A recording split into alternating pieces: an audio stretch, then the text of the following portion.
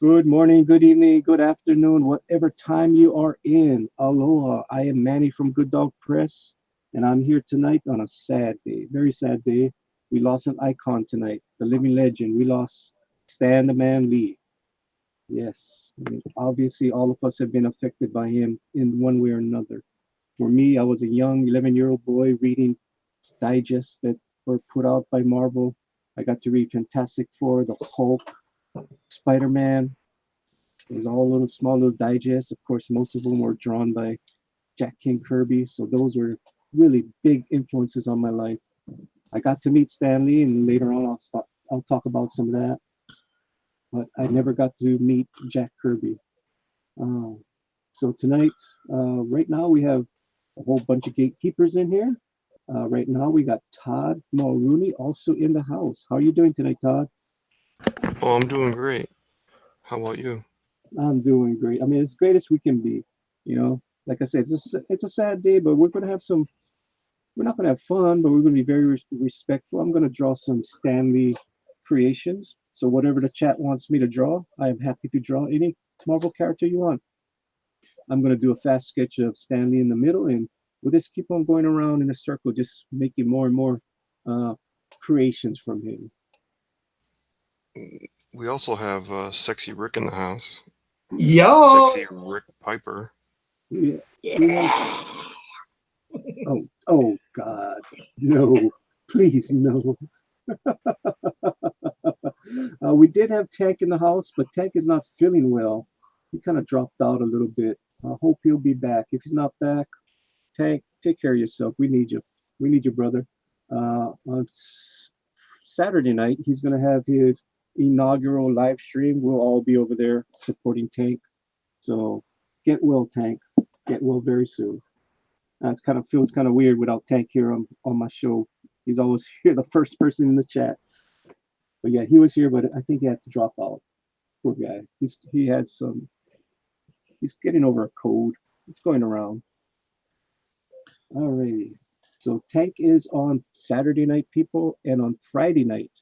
Remember, Friday night is my 100 sub giveaway. So be there, especially all you not old timers, my loyal followers. Please be there, and hopefully you guys win.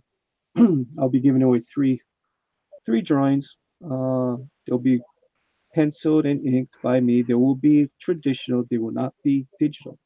So just remember that when you win a prize, you guys might want a skunk girl that's going to be traditional because there's not going to be many of those. The only traditional skunk girls that I have is all my sketches. I don't.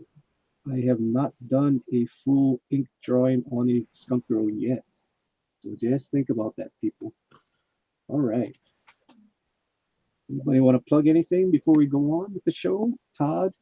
Yeah, tomorrow at 6 p.m. Eastern Standard Time, I'm going to be talking to Mike A. Barron, creator of Nexus and Awesome. Coyote, right? No, Badger. Badger. All right. Cool. And I'll This Saturday, sorry, go ahead. no, go cross.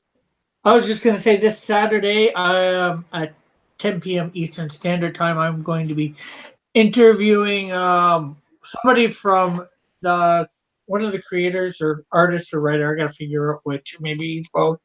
Of what's it called? Forget already.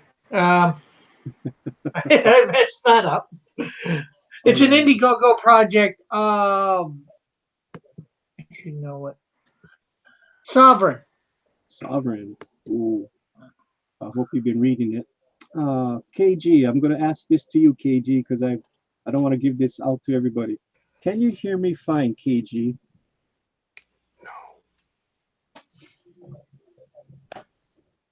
KG, I'm just going to, I'll keep on talking, but just give me a thumbs up or something, KG, to see if you, because if I say it to everybody, everybody's going to say all kind of weird stuff. I know how it's played. KG, if you can tell us if I sound fine, because I've been having problems all day long on everybody's. This is the fourth show I've been on today, and I have been having some problems with my microphone. So hopefully I sound well to you people. I sound good. No, you sound terrible. Todd says I sound terrible. You sound like you're in the trash can with Oscar the Grouch. Eric is saying I sound a little low. Hmm. Yeah. Well, DM. What the hell does DM stand for? KG. I don't get it. I'm just asking if I sound good or if I sound too low or too. Joshua says sounds a little muffled. I'm sorry. I do not know what's going on here, people. But don't worry. I guess Rick and Todd will talk most of the night. Maybe We'll Rick might try. maybe Rick might start singing and dancing for us. I don't understand what's wrong with my mic. I got myself up as much as I can on my mic, and I got my in studio up as much as I can. So I hope I sound okay. Oh, yes, Eric. I know it's the direct message, but what the hell is? What does KG mean by DM? I'm asking him how I sound, not DM him. Oh my goodness. Alrighty. So first question. First question to all you guys out. Well, let's see what this chat said tonight. KG said, "Hell, Skunk Girl, Goddess of Smexy." Cross Comics says, "Hit the like." Yeah, listen to Cross for the first time in your life. Listen to Cross and hit the like button, please, people. And if you haven't yet, subscribe. Please subscribe to the channel. Joshua says, "Hail Raven, rest in peace." Pencil for Life says, "Yo." Tank Ferret says, "My internet is bad. I'm going to bed. Good night." Good night, Tank. KG said, "Hey there, Todd. Hey there, Rick. Nice tank. Night tank." Pencil for Life says, "Manny, invite. I'll invite you." Uh, Bob the Popio says, "Hi, Rick." Joshua says, "Good night, Tank." Bob Popio says, "Add chat." Raven says, "Howdy, gentlemen." Howdy, Raven. Joshua says, "Bye, Bob. Hi. Bye, Bob." Pope, Bob the Popio says, "Hi to all." KG says, "Hey there, Bob." Bob the Popio, "I have no audio." Joshua says, "Howdy, Raven." Eric Beaver Pop says, "Hello, guys." Eagle said, "Hello, everyone." Mike Geek says, "Hello." Eric says, "I love your Stanley drawing, Todd. Just saw it on Twitter. Awesome." KG says, "Hello, MGS." Bob the Popio says, "I fell weak without a wrench." Eric says, "Little low, Manny." KG says, "DM." Joshua says, "Sound a little muffled." Manny, "I am uninvited from the show. I will invite you. Don't worry about it once I get finished with this." You were better on Rick's show. Uh-oh. I turned off my computer and turned it back on. Maybe something went wrong there. What I'm going to do, I mean, guys in the Rick and Todd, I'm going to turn on my iPad. I want to see how bad I sound. Okay? Okay.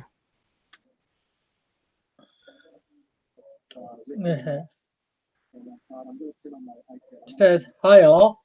Bob says hi. For those listening, All right. This is what I thought it was going to be. I sound good on the damn iPad. Those you bastards. sound good now. Yeah, I do sound fine. I mean, I did tilt the microphone towards me. Maybe that was the problem. Hopefully that was it. But yeah, I sound normal. Unfortunately, it's Yeah, my now mate. you sound normal. Yeah, I sound like I usually sound. So I'm sorry I sound so horrible, people. But that's just the way God made me. All right, so let me go get little Pencil for Life, his little. Ah, where is Pencil for Life? We got somebody else in here. Not sure who's here. Hi, how's everyone? Cat is Hey, here. Ken. Good evening, Cat. Oh, hey, cat. Cat is bringing class to our show. Be on your best behavior, Rick. Always. Oh man. I'm usually the best person behaved here. Alrighty. Awesome. Okay, so let's give Pencil for Life. Seriously, Rick, you're gonna have to teach me how to put everybody's name into one folder instead of me having to click on everybody's name every night. I Yeah, know it I must think be we need. so easy, but I don't do the Twitters. Okay. Um, Yeah, we all should have right. everybody in one. All right. Great. So, Kat, why don't you introduce yourself to the chat, even though they know who you are, but give a shout out.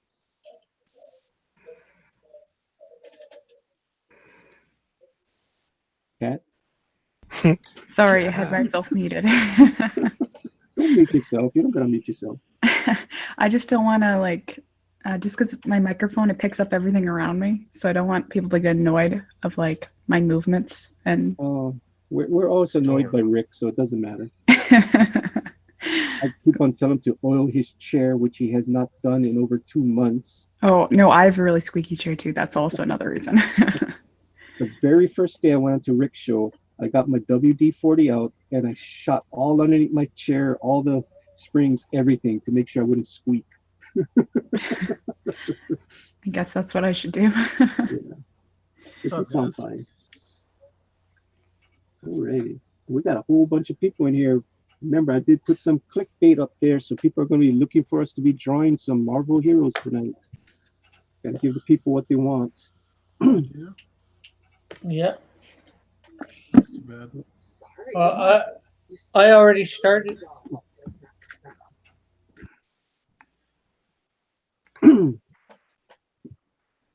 I was going to say, I already started doing the whole Marvel Hero thing on my channel.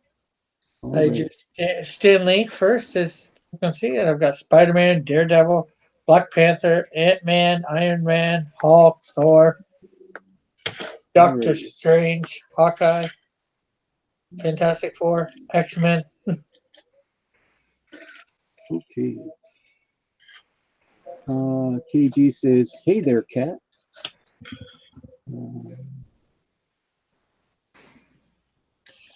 Bob the Popio gotta go. Bye to all my fans. Okay, you got fans. I didn't know that. Hope Rogue said, "Rest in peace, Stan Lee, Stan the Man." And Mighty Geek says, "Tonight we mourn the loss of a great man." Yes, sir. I mean, we're all touched by him in one way or another. Yes. Excelsior! Excelsior. So my whole thing is a chat. You guys got to put in there what you guys want me to draw. I will draw Marvel heroes all night long. So I'm gonna start off with I'll put Stan Lee in the middle, and I'll just keep on drawing all these creations around me. Yeah, someone should pick a good character for me to draw. So give Kat and me something to draw, people. What do you guys want? Because I already know you guys already know I'm going to draw my favorite Stan Lee creation, and that is the Fantastic Four. I will draw Fantastic Four for you. How about Black Cat? Did he create Black Cat? Oh, that's a good question. I don't know. Yeah, let me find out. I can find out here in a second. I don't think, because Black Cat was about issue 196, 197. I know he came back to do one page in the issue 200. Black Cat, Black Bolt. No, he did not do Black Cat. He did Black Bolt, Black Knight, all three of them, I think. Black Panther, both Black Widows.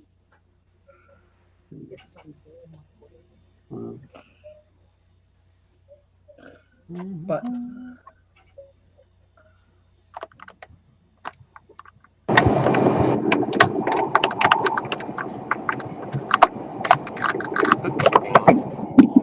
who was that? sounds like John. No, I unplugged and plugged in my mic again. Oh lordy, you're gonna want to listen to that. What happened? Oh god. Sounds like Mr. Roboto. I don't know if it's that bad, but oh my god. what? Mr. Roboto.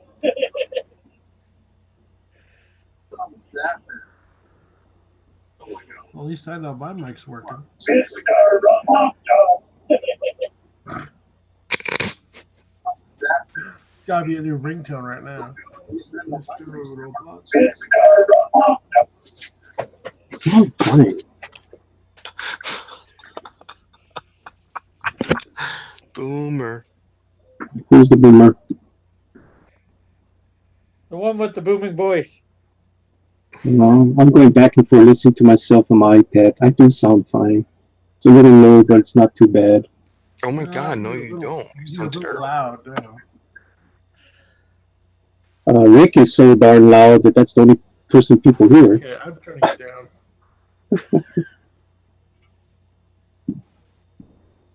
All right.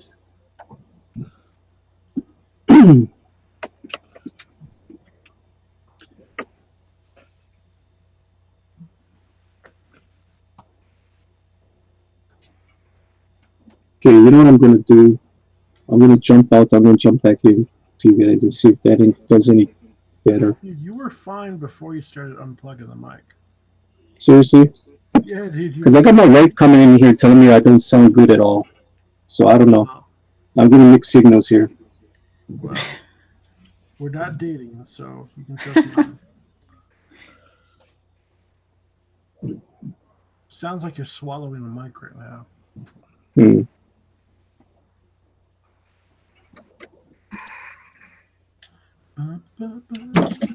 Mighty Geeks is dressed Sue Storm or Black Widow.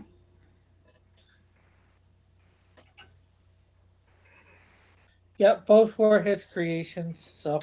So we're gonna have to draw something related to Marvel tonight. Okay. Preferably something Stan actually Yeah. created. I'll go along. It's fine. And actually, you don't have to, but No, I'm gonna go along. It's only fair.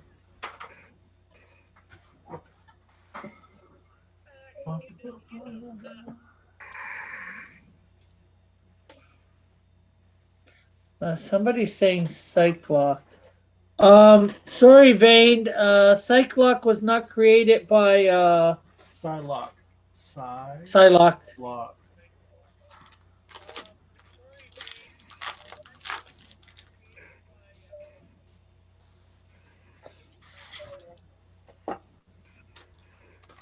Yeah, we got fresh paper. Fresh paper means a fresh draw.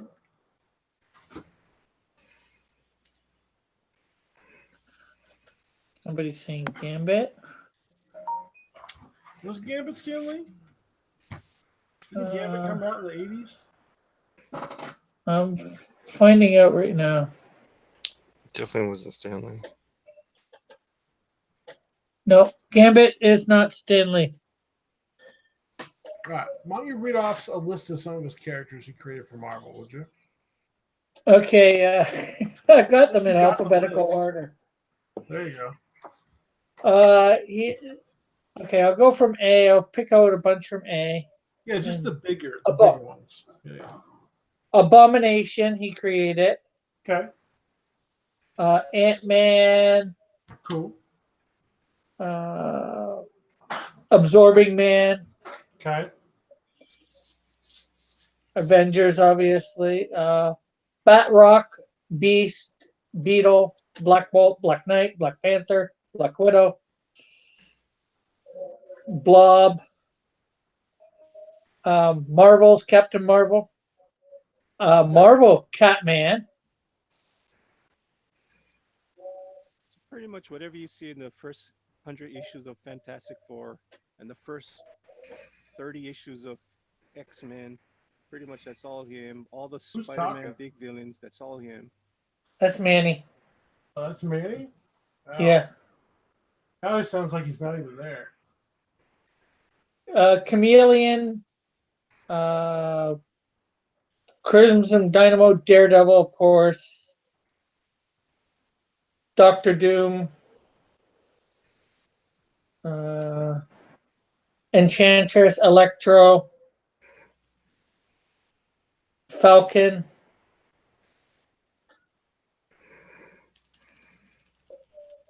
Nick Fury, Galactus, Scorpion,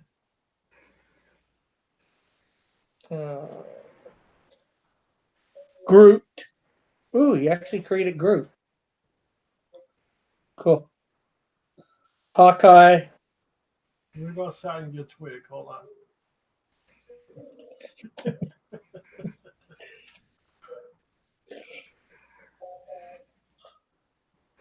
All right. I like the Black Widow black outfit. Gray.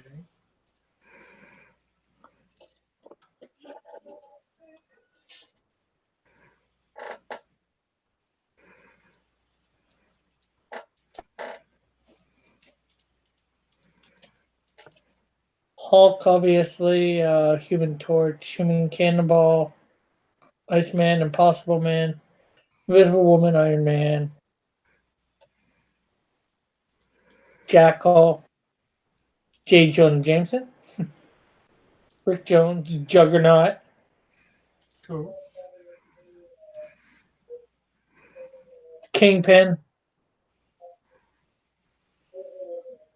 Kang the Conqueror, Kraven the Hunter, All right. Lizard.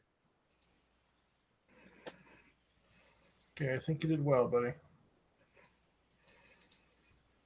You got Elf. plenty.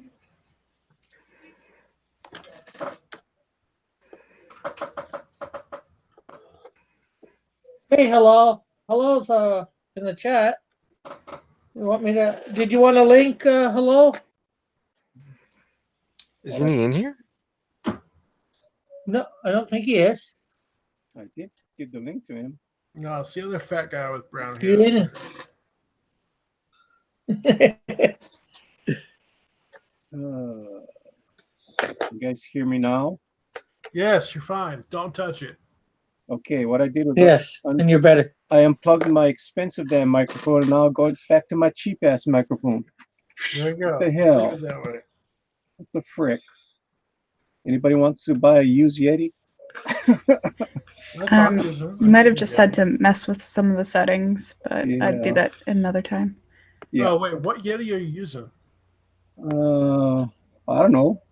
Whatever the hell it is. The round one or the oval one? It's the oval one.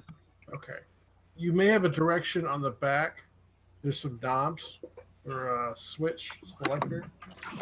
Changing from omnidirectional to directional mic. Oh, okay, I see that. Yeah. Maybe I touched that and screwed it up. Yeah, so I would just play with it later. I'll play with it later. I'll just go back to my old Logitech, and it sounds good enough. Maybe I touched that and screwed it up. Yeah, so I would just play with it later. I'll play with it later. I'll just go back to my old Logitech. Hell, turn it down. Turn it down, hell. Oh, sorry. Yeah, so I would just put. There you go. All right. Cool. Okay, I'm gonna read it.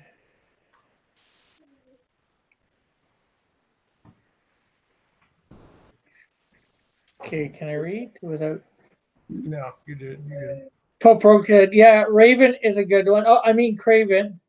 I didn't mean Raven. And then I didn't think they should draw the worst Titan." Titan. And then says Pope Roke says, "Rick's ignoring my chat. Nee." No. Boy, those prints are dirty. Go get your new prints on.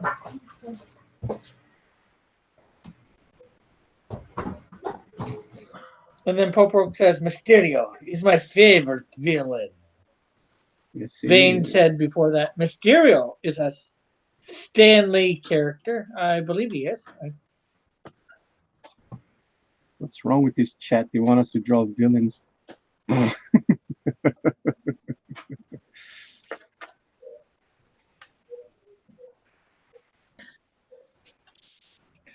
Yep. Okay, maybe I can finally draw She-Hulk face.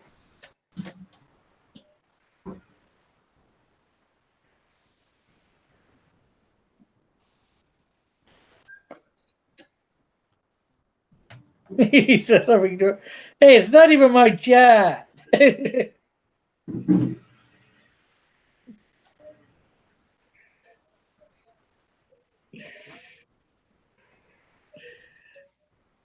So, has anyone ever met Mr. Lee? I saw him from a distance. How far? Yeah, me too. 10 feet. That's I was at my first Comic-Con. He was a guest there. My artist alley table was straight in front of his booth. cool. He was okay. My artwork did get signed, though, by him for a customer. Awesome. But how come you didn't go and meet him? Because I was stuck behind the booth. I was poor. Good reason? Oh. Yeah, poor is a great reason. Obviously, this must have been recent. 2013. When he turned, yeah, like I said, got to be recent because back in the day, back in the '90s, he would sign stuff for free. People didn't have to spend $100 to get his autograph.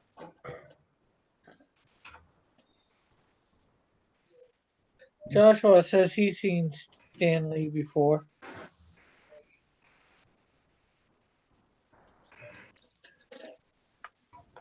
I got to meet Stanley twice, I think I said and 3 times. the third time was I saw him like how you saw him, you know, at a Oh, close distance. But the first two times I actually got to talk to him. It was the cattle call, waiting in line to get him to sign stuff. But it wasn't like how it is nowadays, where it's like sign next, sign next. He actually talked to Yeah. everyone. He was really cordial, really nice. He actually liked my books because my books were on the older side. Uh, he could tell that I was a real true collector. I mean, everybody else was bringing up all the 2019, 2099, the Hulk that he did, or the Ravage. He did Ravage. Yeah. So everybody's having him sign Ravage because they didn't have his good stuff, and I was busting out Captain America 100 and Avengers one. I mean, Fantastic Four 100, Spider-Man 200. Yeah. Busting all and there was a Thor book I had him sign also, and I was doing those older books because those were the same books that Jack Kirby did. So I wanted Stan Lee and Jack Kirby's signature on them because that was the year that I was going to the San Diego Comic Con. And unfortunately, Jack Kirby died like 2 or 3 months before the Comic Con happened. Oh, So gotcha. yeah, so I do have the Stan Lee signatures. I had my brother with me. We stood in line to go get it from him, and he was cool. He was like, "Oh, I haven't seen these books in such a long time. These are awesome." I was like, "Yeah, thank you, Mr. Lee. Thank you," gushing like a little fanboy. Yeah, fun times. Yeah, that's cool though. Yeah. So like I said, I mean, this is before the days where now it's all corporate. I mean, it's all money for you to have him sign. It's just next, next, next, next in line, next in Yeah. line. You know, Vane, Vane is wondering what we are going to draw, what people are going to draw. I'm doing Black Widow. that's cool. Well, for me, Vane, they'll need. I'm doing Stanley right now, and then right after that, whatever you guys want me to draw. I mean, of course, I'm going to do Fantastic Four, and a Spider-Man. Got to do that. But after this, whatever goes. Whatever the chat wants for. Yep. Stanley created heroes, villains, characters. Mm-hmm. Oh, is that what we're doing right now? We're doing Stan Lee characters? Yep. Marvel Well, that's Stanley what- characters. That's what the title of the show is. Live drawing Aloha Oi Stanley. Aloha Oi means till we meet again. So till we meet Stanley again, we're going to do some drawings tribute to him. Because as he died earlier today or yesterday now. Mm-hmm. Well, still today for Manny, but still today for man. Still today for a lot of people in the country. Any requests out there that I can go into drawing? What was that? Any suggestions I can start drawing? Fantastic Four, X-Men, Spider-Man, Doctor Strange, Hulk. I mean that's what the chat has just said. Well, I'm just putting it out there. That's all the characters he created. Oh no, I know. Yeah, I know the ones he created. I was just wondering which ones you guys have already done or are doing, and kind of what was it? Well, the chat's being very quiet. On my channel I drew Stanley and I've already got a bunch of them in. Faces, anyways. I'm drawing Invisible Woman. Ooh. Ooh, blank page. Oh, that's easy. Bold choice. Oh man, I knew he was going to say that. You just don't have to draw anything. No blank pieces of paper, Rick.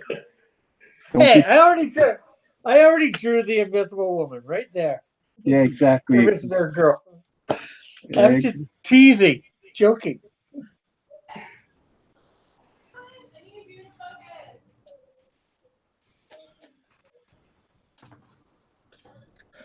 KG says to draw Craven.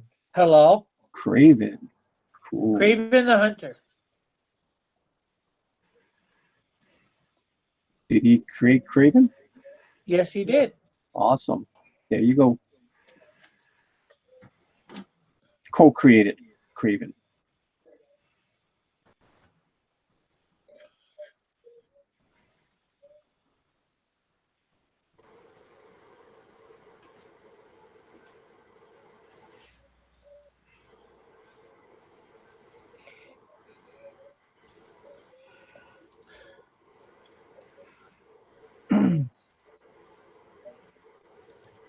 And we did this on Cross's channel. We were asking what is your guys' favorite cameo that Mr. Lee did in Marvel Comics universe. Mine's probably the same as Nasser, Spider-Man 3. What did he do in Spider-Man 3? I forget. He just gave a quote. He walked up. He's like, it's amazing how, paraphrasing, amazing how one man can make a difference. Okay.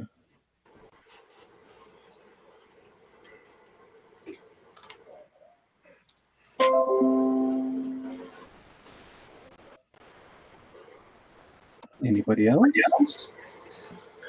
Hey, everybody. Hey, Bill. Yeah. What's up, Bill? What's happening? What's happening? We're just doing some drawing, some old Marvel characters that Stan Lee created. Oh, cool. It's a nice tribute. Yep, nice little tribute. Yeah, that's Been not a drawing bad this, idea. Yeah, I can do that for a little while. I was finishing up design on one of my characters. This is my Pope Raven character.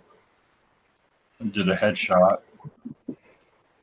I was listening to Edwin do a study on Ecclesiastes. Well, okay. Yeah, and he brought in some Alexander the Great and Marcus Aurelius, so it was fun. It was a nice meditative and cerebral at the same time. So it's pretty cool. Interesting. Yeah, oh yeah. So yeah, I can let the ink dry on this one and work on something else. Awesome. This was fun. I think I'm starting to get her hair down. Oh. All right. Yeah. At first I was sad, but then I was kind of happy. I think Stan. I think he's in a better place. Huh? He's in a better place. He gets to be with his wife. Yeah, Yep. I think it was rough for him ever since she passed away, right? Mm-hmm. I'm sure it would be for me. I mean, I wasn't there. I don't know, but he really was a gift to everybody. Well, I'm just glad he's not going to be, taken advantage of by idiots, Yeah. anymore. Well, Marvel's going to cash in now, that's for sure. Marvel will, but I'm talking about the idiots who kept him, tried to, blackmail him and, Oh, all that kind of crap, yeah, that was horrible. Yeah. So you guys talked about your first memories of Stan at all or anything like that yet? Well, so far I've known anyone that shared, so anybody else can share. I mean, well, I mean, my time that I saw him was, well, not saw him, but memories of him was Saturday morning cartoons, Spider-Man's Yeah. Amazing Friends, Yes, that's just what I think of too, is his voiceover on the Yeah. Incredible Hulk in Spider-Man. Yeah. He gives you the rundown of what happened each week and why they're doing it and, doing what they're doing. Yeah, because Hulk was sort of a serial a little bit. It wasn't. It had a sort of continuity. Yeah. Yeah, so he kind of caught you up every morning. Did it? I don't remember the Hulk cartoon as much as I do Spidey and his Amazing Friends. He would give you an introduction to Spidey, but it wasn't the same as the Hulk. The Hulk, like I said, it sort of had a linear theme, or not a linear theme, but a linear movement to it. Oh, okay. Yeah. So you were always being caught up by his voice. I don't think I've seen the Hulk since it was on TV. I know Spider-Man I've seen floating around, every now and then. And so, yeah, I can't recall that at all.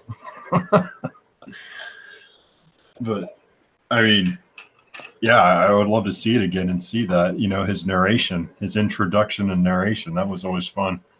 Right. Yeah. I just remember it came on right after or right before Spider-Man and His Amazing Friends. Yeah, they had a nice little block Saturday morning. Yeah. Yeah, Manny, did you ever watch those? I know you're probably a little old for that stuff. I mean, as far as the time frame. Click. Because that was early. He's ejected. He's ejected. You weren't sitting down and watching cartoons in the early 80s, so. I mean, well, I wish I was, but unfortunately, Saturday mornings was go outside and cut the grass and go feed the animals and go weed the yard and all that fun stuff. but there was an earlier Spider-Man cartoon. The earlier Spider-Man cartoon, I used to watch that on WTBS in afternoons. Yeah, when all the reruns. Never got to see it in real time. I was just too young. But I did see all the reruns, all that Spider-Man. Right. That was like fun stuff. Do you remember Stan at all doing anything there? No, he didn't. Not from what I I don't can think remember. so, but I do remember the Hulk one. I saw some of those stuff with his narration. Yeah, the Hulk narration. I've seen a lot of his cameos and other stuff besides Marvel Comics, Marvel movies. I mean, he was on talk shows and everything before. He was a personality. Yeah, he was a promoter. He was a. Oh yeah. Yeah, just sharing the love of comics. Yeah, he became the face of Marvel, quite literally. Well, like Mike Miller said, he was actually the face of comics. Period. Yep. It wasn't only Marvel; it was everything. I mean, like even my wife, she has no clue who the DC and who the Marvel comics are. She thinks it's all one big company. That's what that's what the normies think. We're the people that are in comics, so we understand. We've been collecting all our lives, but for the normies that don't do it, they don't know about DC and Marvel. No. My wife every time she goes, "Oh, we're gonna go see the Avengers. Is Superman gonna be in this one?" Right. No. Oh my gosh, no. But they don't know. I mean, they're not comic aficionados like we are. Right. I could see some of the lesser well-known characters that being the case, but Superman, come on. Seriously, Rick. I mean, if they don't know the difference between DC and Marvel, how would they know? Superheroes are just superheroes. Yeah, superheroes are superheroes. Like, yeah, it's just they lumped it all into one category.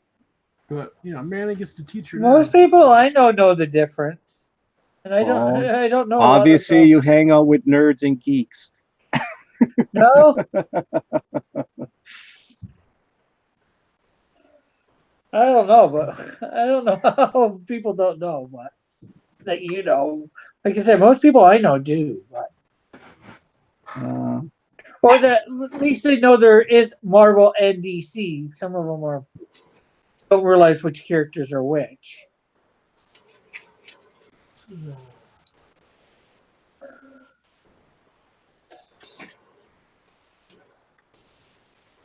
She did have a big spider on her back. Okay.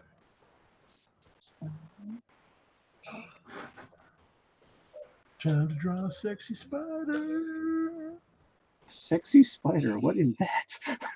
Well, I'm doing Black Cat, the original Grey. Oh yeah. Oh, the Black Cat is. Black Cat. Sorry, Black Widow. Ooh. I'd rather you draw Black Cat.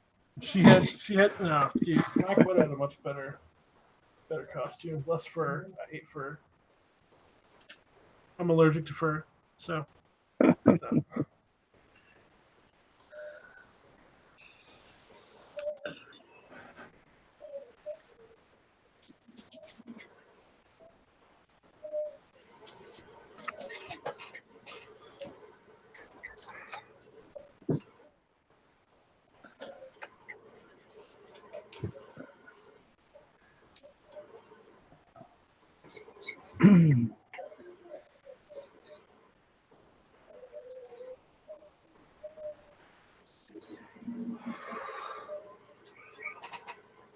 So, Phil, you gotta have some old Marvel comics. What's your oldest Stanley Marvel comic you got?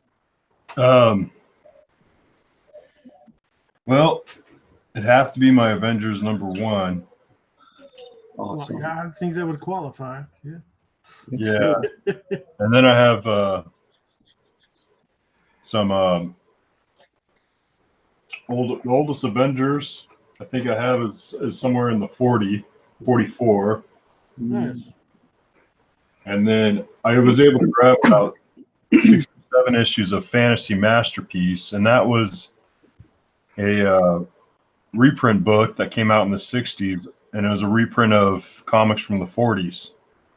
So that was Martin Goodman, pulling his old stock to keep selling it.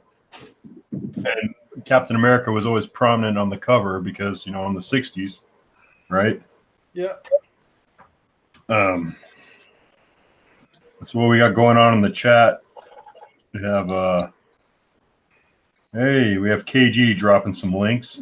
So check out those links, folks, and sub away.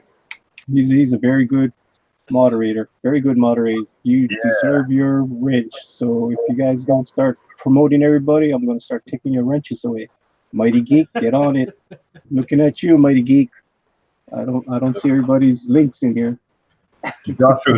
Joshua Hughes says he saw Stan Lee before, and then he says in Marvel movies. Jeez, horrible. Mighty Geek Studios said I bumped into Stan Lee in '97 in New York, and I wonder if he physically bumped into him, and you got to be careful because he was old back in '97. Yeah, he's an old man back then. And then, Stan Lee sold, like Mighty Geek says, Stan Lee sold himself as the man behind Marvel. He was always great. He was always a good promoter. And actually, we could all learn something from him. Yep. And then Joshua Hughes says, draw Winter Soldier. Stan Lee created him, right? And, well, actually... that would be Jack Kirby and Simon. Yeah. Great Bucky. Yeah, the original version is, you're exactly right. That was Bucky, who was a sidekick, because in the 40s, all these heroes had sidekicks. And to me, that was a horrible idea. I mean, they killed him off, though, and then they brought him back as the Winter Soldier. So I think Winter Soldier came after. They just made it Bucky. Well, Winter Soldier's like in the last 15 years. Yeah. Yeah. We know that. We know that. Yeah, but it's not essentially created by... Right. It's not created by Stan Lee. And then Raven Outlaw says, I'm a normie. And then JP4 says, no, you're not.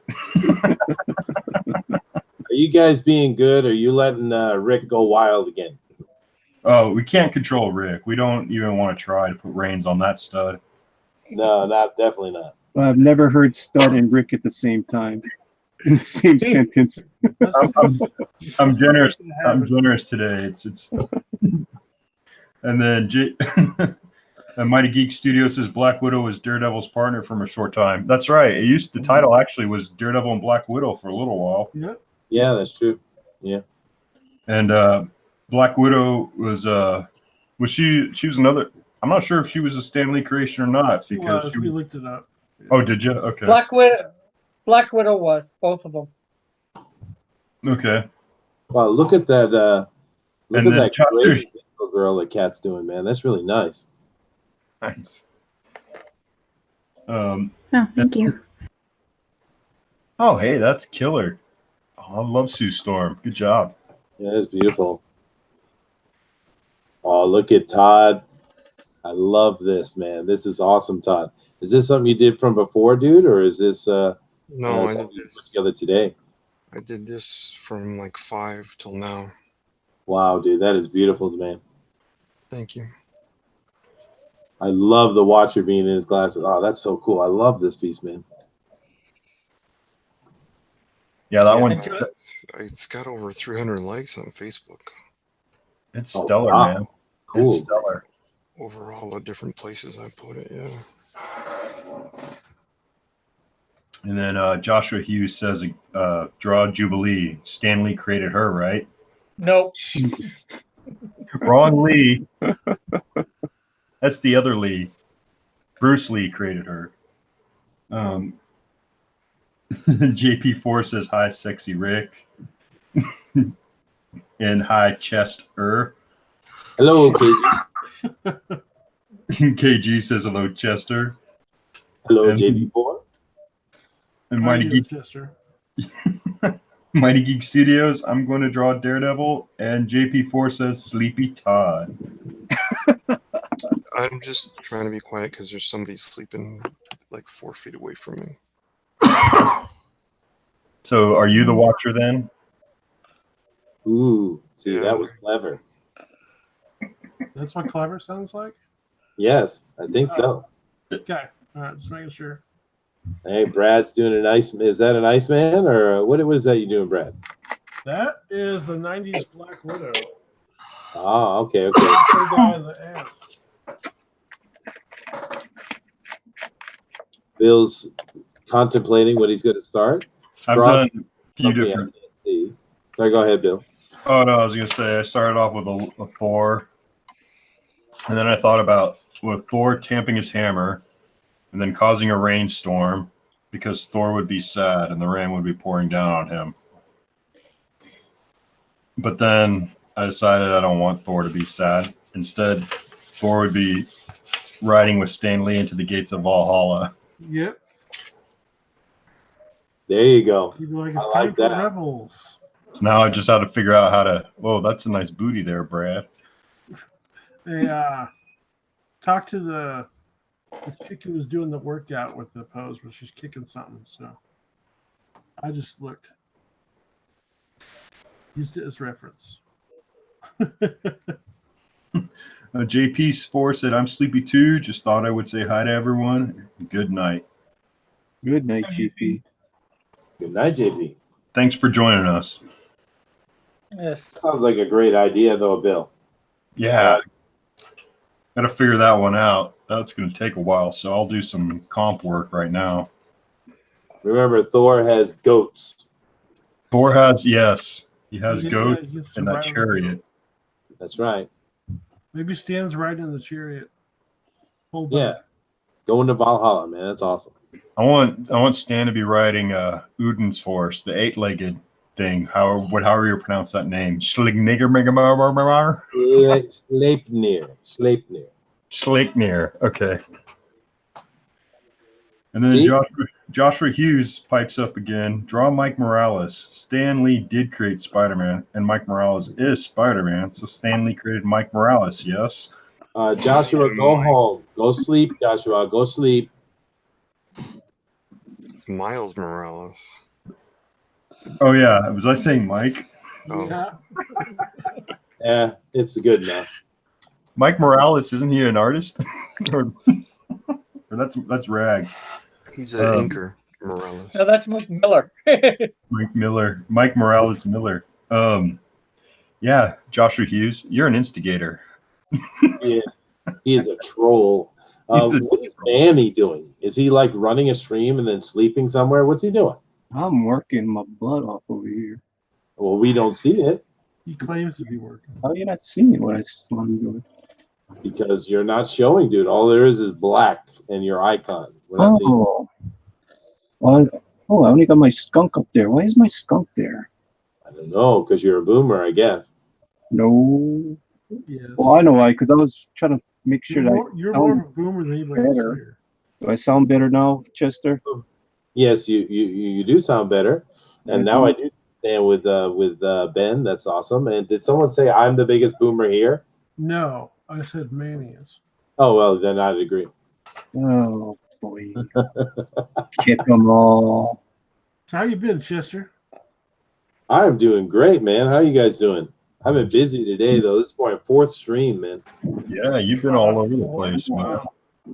Oh my goodness, I tied with you today. This is my 4th stream also. No. It's crazy. What the heck? Having a lot of fun though. Yeah, Yeah, it's That's good. my 4th stream too. you don't count. Whoa. Why didn't I get any invites? No, Rick, you really need to do me a favor, man. You need to What? get a better camera. Please. Yeah. Yeah, well, when I can afford it, I will. I'm All just using my laptop right now. Okay, so what you're saying is you have a potato computer and you need a new computer. Okay, we're gonna have to do a GoFundMe. I have a feeling. I was just thinking. First, we got to get him some new glasses. That's true. That's true. I do like what you're drawing here, though, Rick. Thank you. Then Raven Outlaw says, Rick, "Draw do you- hentai." Stanley created hentai, right? Oh, jeez. Okay, that deserves my attention. You're getting my Bill, you got to learn how to edit the chat when you read it. Okay? No, it's Oh, okay. just not supposed to read it. I got it under control. I dealt with it. Yeah, you don't have to read everything that these miscreants write in the chat. What? Hey, Bethany, how you doing? Oh, Bethany's in the chat. Cool. I just came from a stream with Bethany over with Gary. Awesome. Oh yeah, Gary Shipman's awesome. I love that guy. Were you on the trading card stream? Yeah, well, yeah, he needed me to help him because I'm for his next thing. I designed a card game to go along with his Indiegogo, so I needed to give him all the statistics for the cards and stuff. Oh, cool. Very cool. It is cool, man. Hopefully, in the future, if he has a lot of success, we'll do an actual board game Indiegogo, just a board game, and for a deck builder. That would be, I think, his Packins Land would be perfect for that. But that's some future period, possibly. No, that's a great idea. No one's touched that yet. That's awesome. Yeah, I didn't think I'd use it when I came over here, but I'm kind of the person that can help with that because I've spent nearly a decade in the board gaming Kickstarters, right? Oh, yeah. You have? Yeah. All right. I still do stuff with that, but I've just been so focused on this over here with the indie comic stuff. Oh, that's cool. I did a board game earlier this year. It got funded through Kickstarter. Yeah, board games are great, man. Yeah. Too bad I don't get any part of the action, though. It's okay. Oh, that's all right.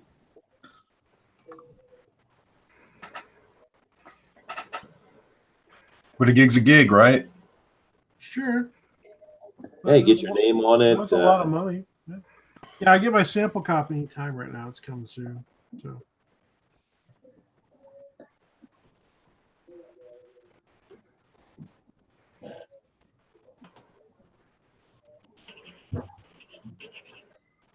Yeah, but if any of you guys are interested in doing any kind of game stuff, I could certainly help you out with that.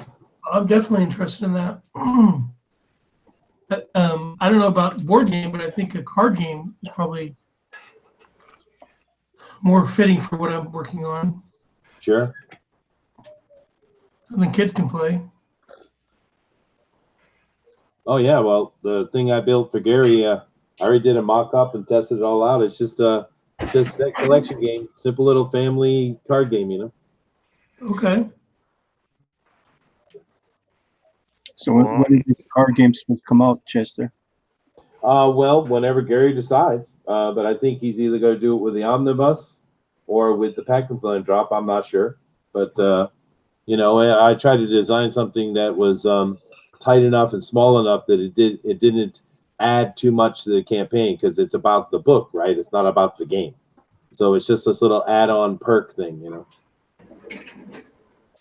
Cool. Well, I'd be interested in doing artwork for games if there's ever a need for that. Oh, absolutely. There's so many type of games you can do for superheroes too. And to be honest with you, the board gaming world doesn't have enough of that genre. The main genre in the board gaming world, of course, is sword and sandal, or just fantasy wizard, warrior, rogue, elf type thing. But yeah, they need more superhero stuff actually, especially some good stuff. Because there's been a few that came out were pretty miserable. I'm not just a superhero guy. I can do dragons. Yeah, well, yeah, I understand that, but I was just saying. Well, I would like to do a superhero one. I think the Board games are tougher than you think they are, guys. They're way tough. I had to do Someone- 86 pieces of art. Someone's volume is very low. Whose? Lyle. Is it mine? Yeah. Oh, I was looking down and my mic is looking away. Sorry. I was busy inking and trying to talk. I said board games are really tough, guys. I had to do 86 pieces of art for the board game I was working on. Oh yeah. And those were not small pieces. No. It's a lot of work. I had to do a huge tile set that was 18 by 28 for the actual board itself. So it was not for the faint of heart. No, absolutely. And some of them get way more ridiculous than that too, Brad. Oh yeah, I know. But you can get away with less. You can. You can, yeah. I think the good thing for Gary is the one I built doesn't have it's more graphic design and less actual art, but he's already got all the art done, so it's a real easy little conversion, you know. Yeah.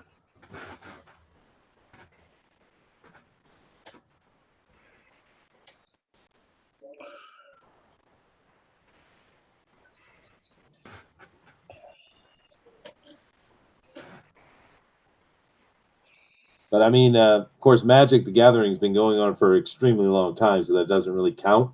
And I think one of the biggest one I saw, as far as a board game on Kickstarter that you're getting in your hands, was over 600 pieces of art. Yeah. Those zombie sides have a ton of artwork in those. Yeah, that's true. What did you work on? Mine was called Dungeon Derby. Dungeon Derby. Yeah. How did that one do? They got 70. Hey. Profit was 30, so they made their money back.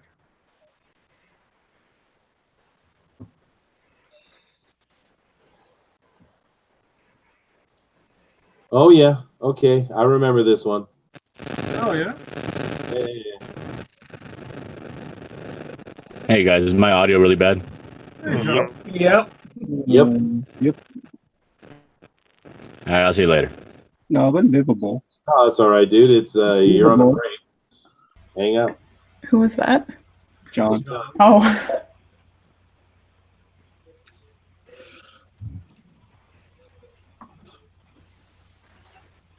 Yeah, that one had a bunch of miniatures too, Brad. Yeah, so they took the rough artwork I did for the game and turned it into miniatures. But what I don't like is the wife of the owner of the company made arbitrary art decisions, and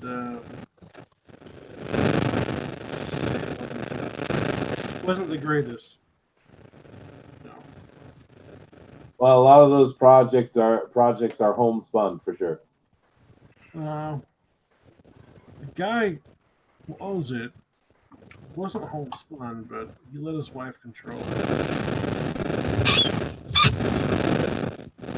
It is what it is, but John, you need to pull your mic out of the fish tank.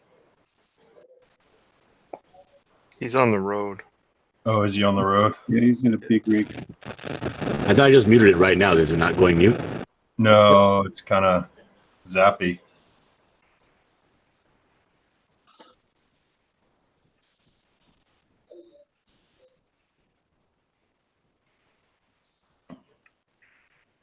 Which is too bad. I always like John's commentary. The guy's hilarious. Yeah, Even- no, it's too bad. Oh, no, John. Oh well. Yeah. We'll survive. Bye. He'll be back. Now, did he ended up passing out? Didn't he? Yes, Well, he did. He claims he didn't. Yeah. The funny think part is he claims that he passed out on his show. Yeah. If you rewatch your show, there's some heavy breathing, and and I think that's John falling asleep. Yeah. It's hilarious. Well, the funny part is we kept on talking and talking. We wasn't even paying attention. It's like, oh, where's John? What happened to John? Joshua Hughes says, "Hail John Dillard." Bye, John Dillard.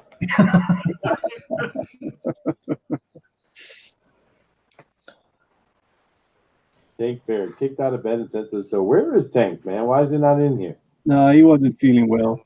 I mean, Nah, he was in the green room with me, but he dropped out before we went live. Also, his internet wasn't acting good. He said. Well, it was more that he wasn't feeling well. He was just off. Could hear it in his voice. That's what happens when you stay up in marathon all day long. True. Yeah, we kind of marathoned it last night. We almost hit the 8-hour mark, believe it or not. Wow. We went 7 hours and 51 minutes. You guys are crazy. But you don't feel it because you keep on drawing and you keep on talking about different subjects. And next thing you know, it's like, oh my goodness, it's almost 8 hours. Hey, thanks for a lot for coming over on the show today, Manny. That was a great show. I really enjoyed it. You know what I should have been smart about? I should have just unplugged my microphone. I don't have my microphone plugged in now. I just went back to my Logitech. I should have just done that. I don't know why I wasn't thinking about that. That's all right, man. My wife she came in the room and said, why don't you just go up to your old setup? Like, okay, I'll try that. Yeah, I don't know what went wrong today. I got to go figure it out after the stream.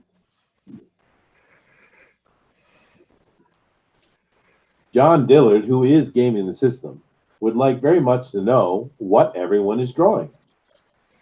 Huh. So, Let's John, go I'm around. drawing Black Widow from the 90s. Can't hear you, Matt. Brad, your mic is real Oh, low. sorry. No, I was looking down. My bad. I'm drawing Black Widow from the 90s. So, the gray outfit. That's the Frank Miller outfit. Yep. Yeah. Nice. was never a fan of that. I loved it. Yes, Yeah, all those curves. I didn't like the short hair. Short hair I could do without, but I understood it for combat reasons. So I could overlook it.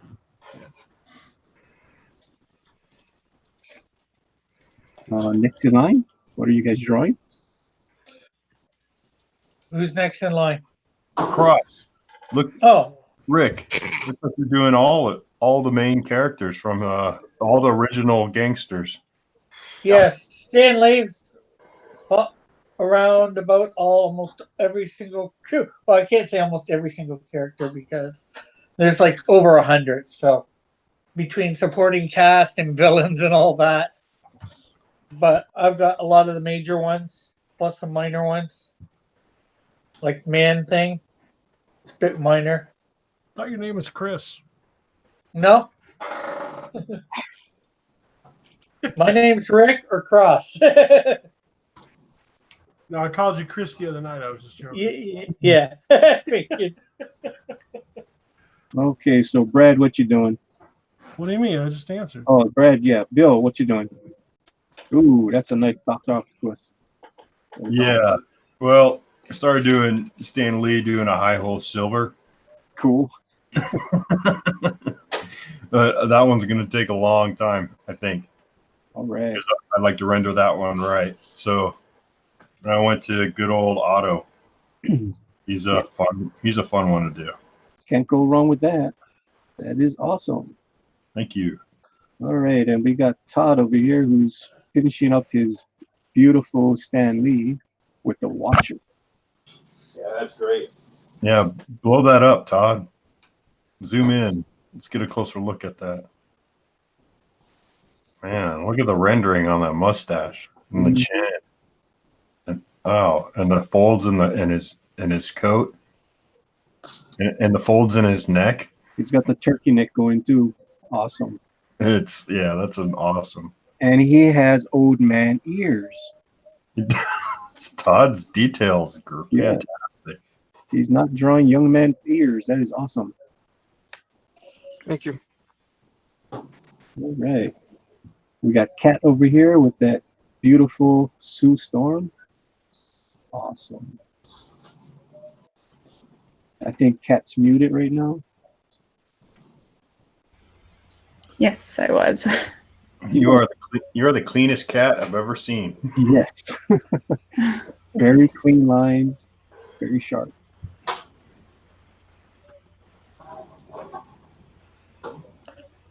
Wow, that's cool. All right, Hillel, got it on you, Hillel. Ooh, I see a lion's head and I see a mustache. Could it be a Russian that you're drawing? It's Craven. It is Craven, people. Sweet. I don't know anything about Craven. I never really. By the time I collected him, he'd already killed himself. So. Oh, that I is love Craven, man. Craven's my favorite Spider-Man villain. I always loved the way he looked. So hey, I got another Stan Lee plan that I'm gonna do, and it's gonna be him. So it'll look like they're up in heaven, but it'll be all the artists that have died sitting around while he's up on a table and he's telling us stories. So he's very animated, because that's kind of how it used to happen. Is they would come into his office and he would jump around the room and jump up on the table and say, just give me something where Spider-Man is doing this and doing that and fighting this guy, and so I'm gonna sort of do something as a homage to that. Very nice, very nice. Cool. Did we get to Cross? Yeah. We talked about it earlier. So Cross is doing a whole bunch of heads with Mr. Stan Lee. That is awesome, Cross. All the old school creations. Very nice, very nice. You need a better cam, Cross. That's for sure. Gotta see that artwork. Very cool, very cool. If I do it like that, And you that's probably better. see it better. That's way better for us to see. Very nice, very nice. I like it, I like it. See, the problem is I'm always doing it upside down to the camera, so. Yeah. And what I'm doing, well, I got it kind of zoomed in. I'm pretty much just going to do a whole bunch of Marvel heroes all around Stan Lee, all his greatest creations. I'm a big Fantastic Four fan, so Fantastic Four will be front and centered for sure. I'm also going to have the Hulk behind them, Spider-Man in the front, maybe have the Beast at the front too, crouching down, some old school X-Men. That's what I'm doing. I like that. Your Ben Grimm looks really good. He's coming in nice. Oh, thank you. I'm putting all the heroes on different layers. That way, just in case I can just go and resize them if they're getting too big or too small. Oh, that's a good idea. Yeah. Hey, Manny. Yes. Terrence said he sent you a drawing of Daredevil. Cool. I'll go look for it. All right. On Twitter, he said. Okay. I'll go look for it.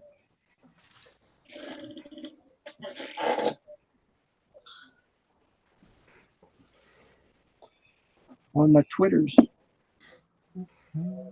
On the Twitter. Yeah, I got a question, Brad. Yo. With this Black Widow here. Now I remember. Tell me if it was around this same time. I remember there was a storyline with Black Widow that was suggesting that she was actually one of the very first super soldier serum recipients before Captain America. Was that around this time? I don't know. I don't remember that story. Oh, I I was- like the outfit. How old is Black Widow? Was it Black Widow? Well, see, from that story, it puts her back in the wartime with Captain America, right? Well, they established that in X-Men 268, that Right. Jim Lee story where Captain America meets Wolverine, and they're kind of Captain America's escorting a young Black Widow out of Russia, they're in Madripoor, and they come and Logan kind of comes across their confrontation with the Hand, but that's just establishing her being a child during the Second World War. Doesn't, and they may have done more from that. Oh, okay. I don't know the story you're referring to, but it's intriguing though. It sounds interesting and plausible. The one I'm talking about was in an actual Black Widow comic. Was it Russia's version of the serum? Yeah, it was. Russia's version. Yeah, something about being captured during the war. At gaining information on the. It was not as successful with Captain America's, but something like that. Yeah. Oh, okay.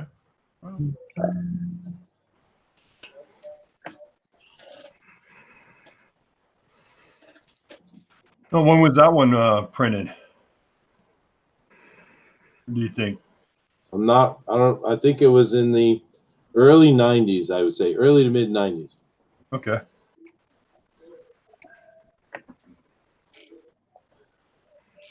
Wow, look at this great Daredevil. Yeah. So, Mighty Geek, you got to tell us when you did this Daredevil. It looks like Ramita Jr. Yeah.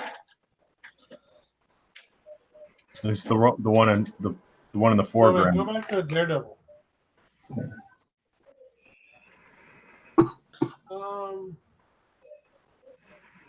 That is a Ramita Jr. Yeah, it is. Yeah. Yeah, cool. That's what Mighty Geek sent me. It's just in Photoshop. Nice. Cool. Nice. Do you trace it or Photoshop it? I don't know. Oh. It almost looks like a Daredevil through the ages, like in the background. Yeah. He's wearing a black and yellow costume. Yeah, Yeah, I've seen that picture before. I've seen it too. Cool. Alrighty, back to work. Show's over. Show's over. Back to work.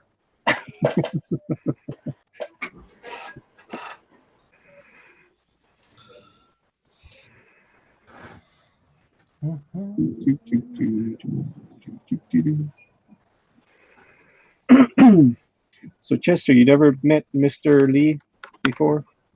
Nope. No. Closest I came to him was in New York City, and I'd say he was probably, I don't know, 20, 30 feet from me. That's cool.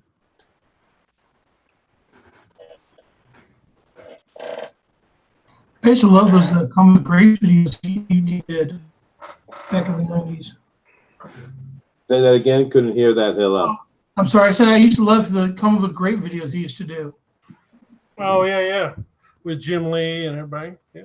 Jim Lee and Todd and Mhm. Rob Liefeld. And Yeah, all the guys before they jump ship to Image. yeah, and even after the jump ship, I think too. And they were always putting down Rob Liefeld that he couldn't draw. Yeah. Every time Rob Liefeld would try to say something, Todd McFarlane would just shoot him down. It's like, you don't know how to draw yet. Be quiet. Take anatomy classes. I think you can find those videos on YouTube now too. Yeah, you can just watch them on YouTube. You don't got to go buy them anymore. I used to watch and rewatch those suckers. I used to love it.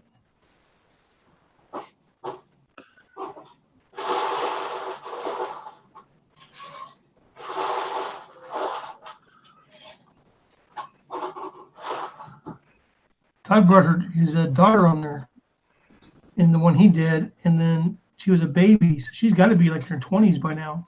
Oh yeah. Amazing. And those things were not cheap either. They were on VHS. They were expensive. The only thing I got was how to draw the marble way. That was the book I got. My parents wouldn't buy me the thing. There's no way. Well, I had a paper route, and I used to use all my money for my paper route to buy that stuff.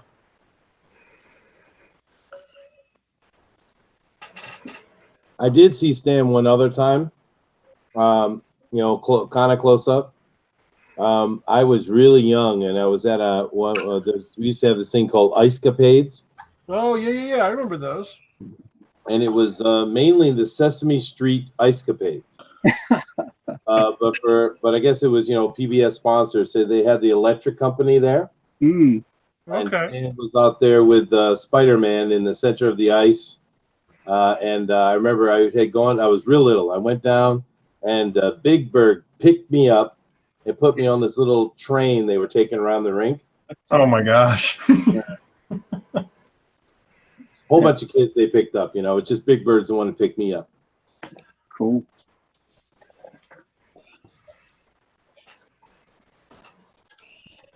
And I think I remember Big Bird more than Stan, to be honest with you. But I love that electric company Spider-Man. You guys ever see that? Oh yeah, I remember that. And his horrible net that he threw. Yep. The cargo net. Yeah. I remember getting the Easy Reader comic books, the Spidey stories. Mm. They had what was his? Who was it? Oh my gosh, Morgan Freeman. Easy Reader. Easy Reader. Was he? Yeah. That's crazy. I don't know why they don't do more like that these days to sell to kids, man. Hey, I'll be back in a sec, guys.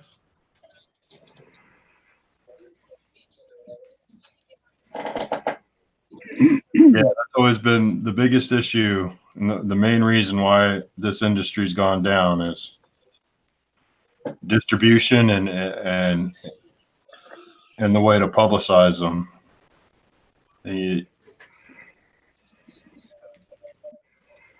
Yeah, no, they don't sell to kids, man. No, they're not made for kids anymore, except for Alterna. Oh yeah, he's doing stuff like that. But yes, Smetty's got it going on, man. I just got my I got like 21 number one issues in the mail. Cost me $30. Wow, that's cool. Yeah, they're all number ones, and I think he still sells them that way on his on their store. I think I bought them from Etsy, but it was their store off of Etsy. So was it all different issues? No duplicates? Yeah, here I'll show you. yeah, Kat, that is a killer piece you were working on. I really like this. Huh, thank you. That is cool. I love the shield and where her hands are touching. It's really cool. Mm-hmm. Yeah, well, I have never done anything like this. Really, so I'm gonna experiment with the inks. See how it turns out. That's the way you do it, Kat. Just keep pushing the envelope.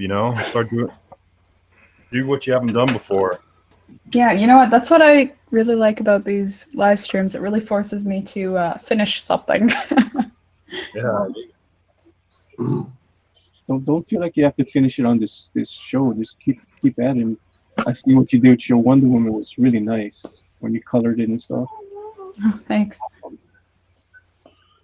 Yeah, here, Manny, white screen me real quick. Yeah, you're locked.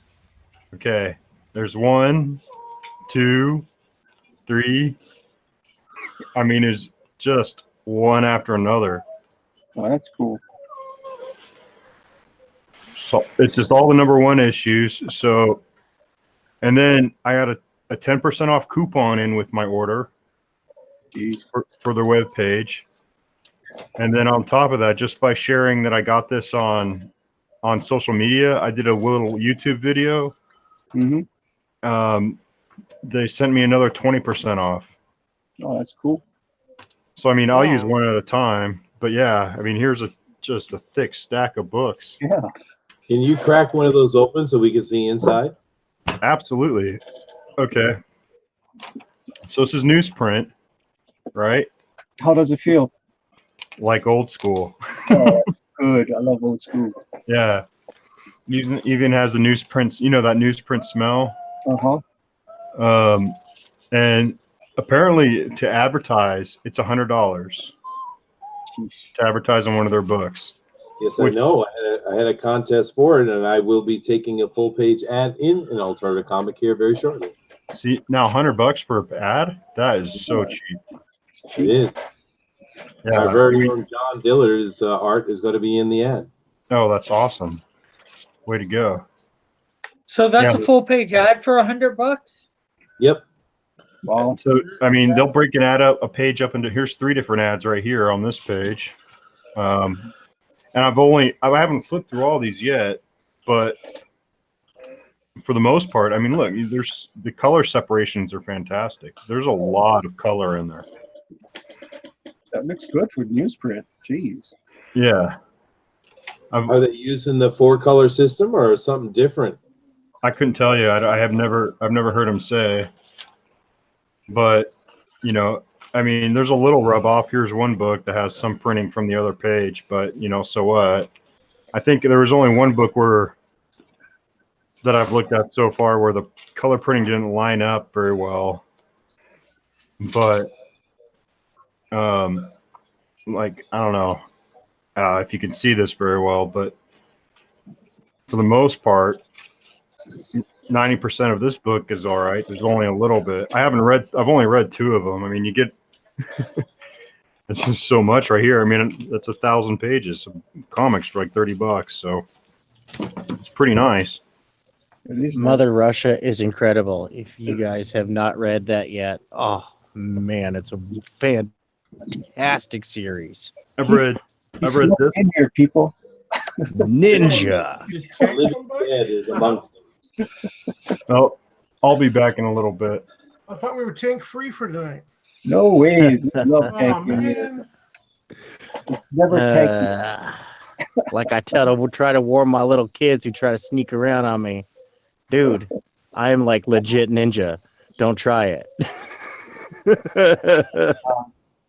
John Diller asks. John Diller asks, does the advertising cost scale with the popularity of the book? I don't believe it does, John. It's I'm in contact with Peter right now for setting up that ad, but I haven't heard anything like that. Nope, it's just $100 full page ad. So is $100 in one book, or is it across the spectrum of what they have? Oh, of course, it's one book. Yeah. One book. Okay, that's cool. But I mean, all right? the print of that book, right? Right. Can you choose the book, or does he choose? Or do you know? Well, I didn't even bother with that. I just said, Peter, what's the best one to put it in? So,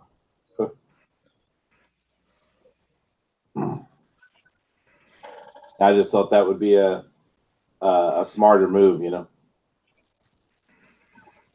So my Stan Lee story. Yes. I did promise it later tonight. So my Stan Lee story. As some of you know, as a kid growing up, a close friend of the family was Julius Schwartz, the father of Superman.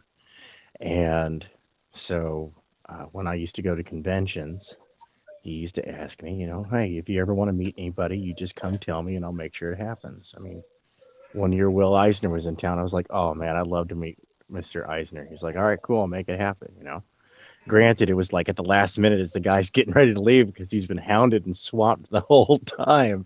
But still, he always made it happen. So one year I asked if I could meet Stan Lee. And man, his face darkened. No, Stan, I didn't know, but Stan Lee and Julia Schwartz absolutely hated each other with an undying passion. Oh man, did they despise each other. But with enough, uh, guilt, me guilting him as a kid, he finally capitulated and takes me over to meet Stan Lee. These are two guys who cannot stand each other, like oil and fire. But when they got together in public, pardon me, when they got together in public, these guys put on a big smile for the shook hands, and they played up rivalries of DC versus Marvel. And I was talking with Stan. Stan was just absolutely just a fantastic human being towards the fans, and he asked me, what was I doing hanging out with this? They did like some serious underhand barbs at each other, but all in play and stuff. And and he was like, well, he asked me what DC comics I like, what Marvel comics I like, and after I said what Marvel comics I like, he goes, "Well, I guess there's hope for you yet, Excelsior." Nice. And autograph and a handshake and a thank you, sir, and that's pretty much it. But yeah, there's a moral there though. That's something that I pick up that relates to the environment that we have going on today in comics, is that these two guys hated each other. They were politically polar opposites. They personally despised each other. But when it came to the fans, they put on a smile. They pushed their personal feelings aside and did what was best for the industry. Mm-hmm. Pros. Total pros. Yep. I guess there's hope for you yet. Excelsior.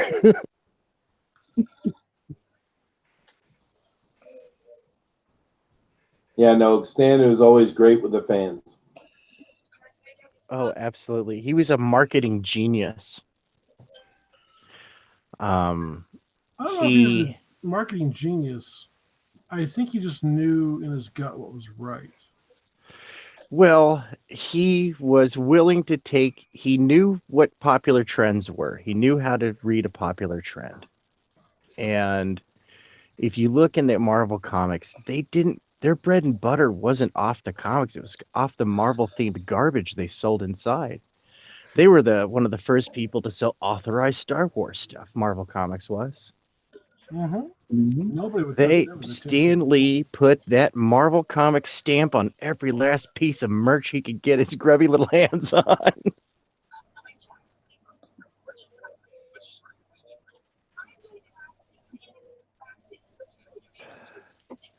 Yeah, I think I've been thinking of bringing up an old comic, and I'm trying to find that it's readily accessible so that everybody can read it, so we can read one of the old comics on Bugbear's Basement. And do something that's fun, that has a good story flow, and has successful means of conveying entertainment. Hey, well, you got a choice coming up.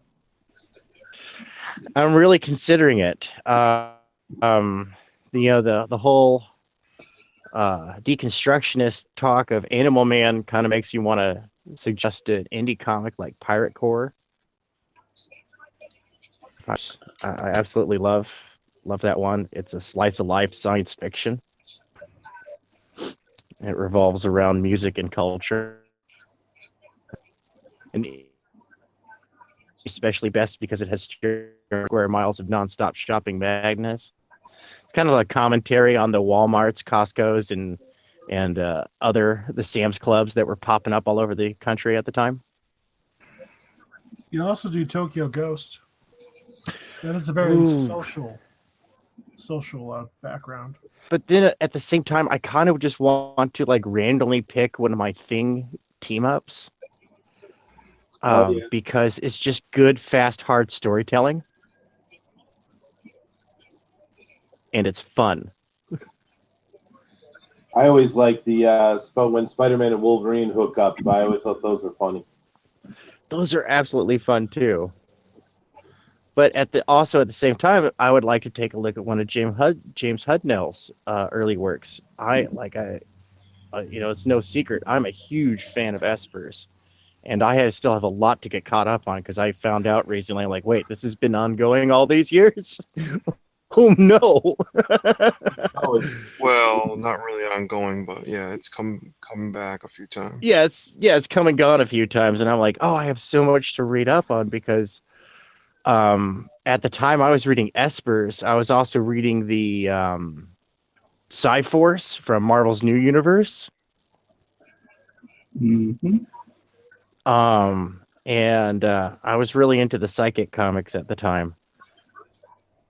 But Esper's was really well done. Very well done, especially the issue. But we can't do, huh? I said if we do Esper's, we might be able to get James to come back and join us for that talk. Oh, absolutely. Yeah, no, if we did like issue 2 of the original run, which leads up to a big hook at the, I don't remember the exact content because it has been like centuries since I've read this comic. But I remember it led into a big hook because issue 3 was where they debuted the assassins. They focused on these 3 assassins. And they came into play, they were coming into play next. So one of the things I also loved about the original Esper's were Is he breaking up to anybody else or just me? Yeah, no, his Okay. mic's been having a lot of trouble lately. Oh man, can you hear me again? Nope. Okay, good. Joking. I can't wait till I'm upgraded to 5G. But I was saying that his original Esper's run read like a book, with each issue being a different chapter, as opposed to feeling like a sequential comic. Well, he is an author, so. And I appreciated that. I don't mind a mini or maxi series run that comes to a conclusion. I really don't. In fact, I enjoy it. I would love to see more of that in the Marvel comics, and if they kill a character at the end of that, and if by popular demand they must resurrect him, well, we all know nobody stays dead forever in comics. It's a trope that we've come to loathe and love. Yeah, once upon a time, it was like nobody stays dead, but Bucky. Right. Exactly. He was the Chicago. He was the Chicago. No, not Chicago. He was the Boston Red Sox of superheroes. John Dillard says Scooby-Doo team-ups are the best team-ups. Okay.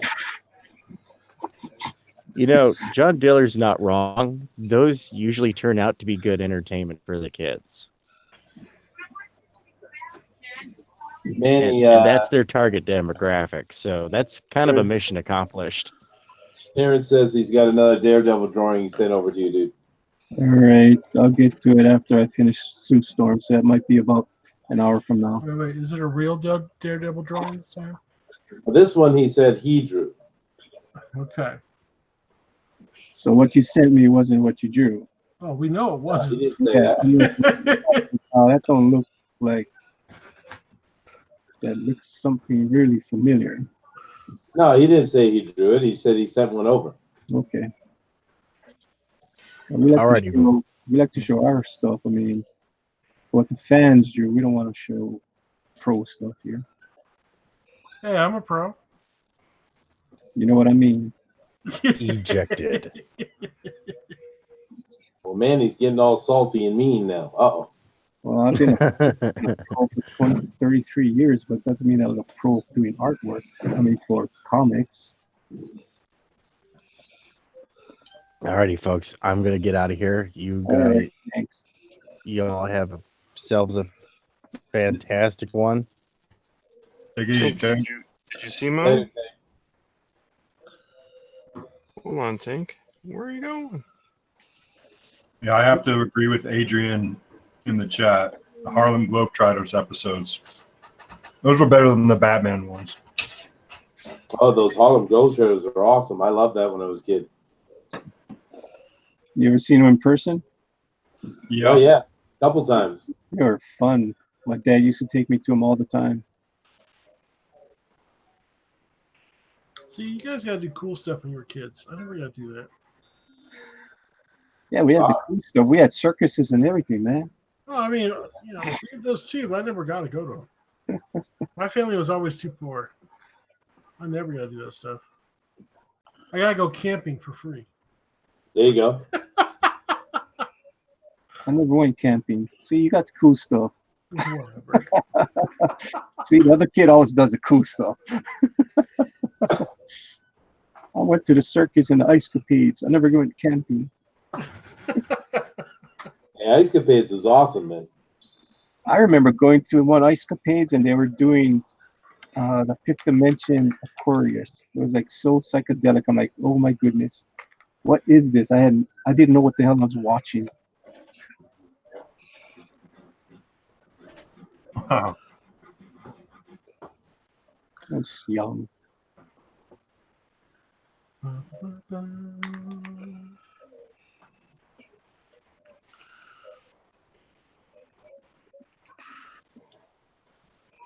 So, who do you think takes the place of Stan Lee as far as ambassador?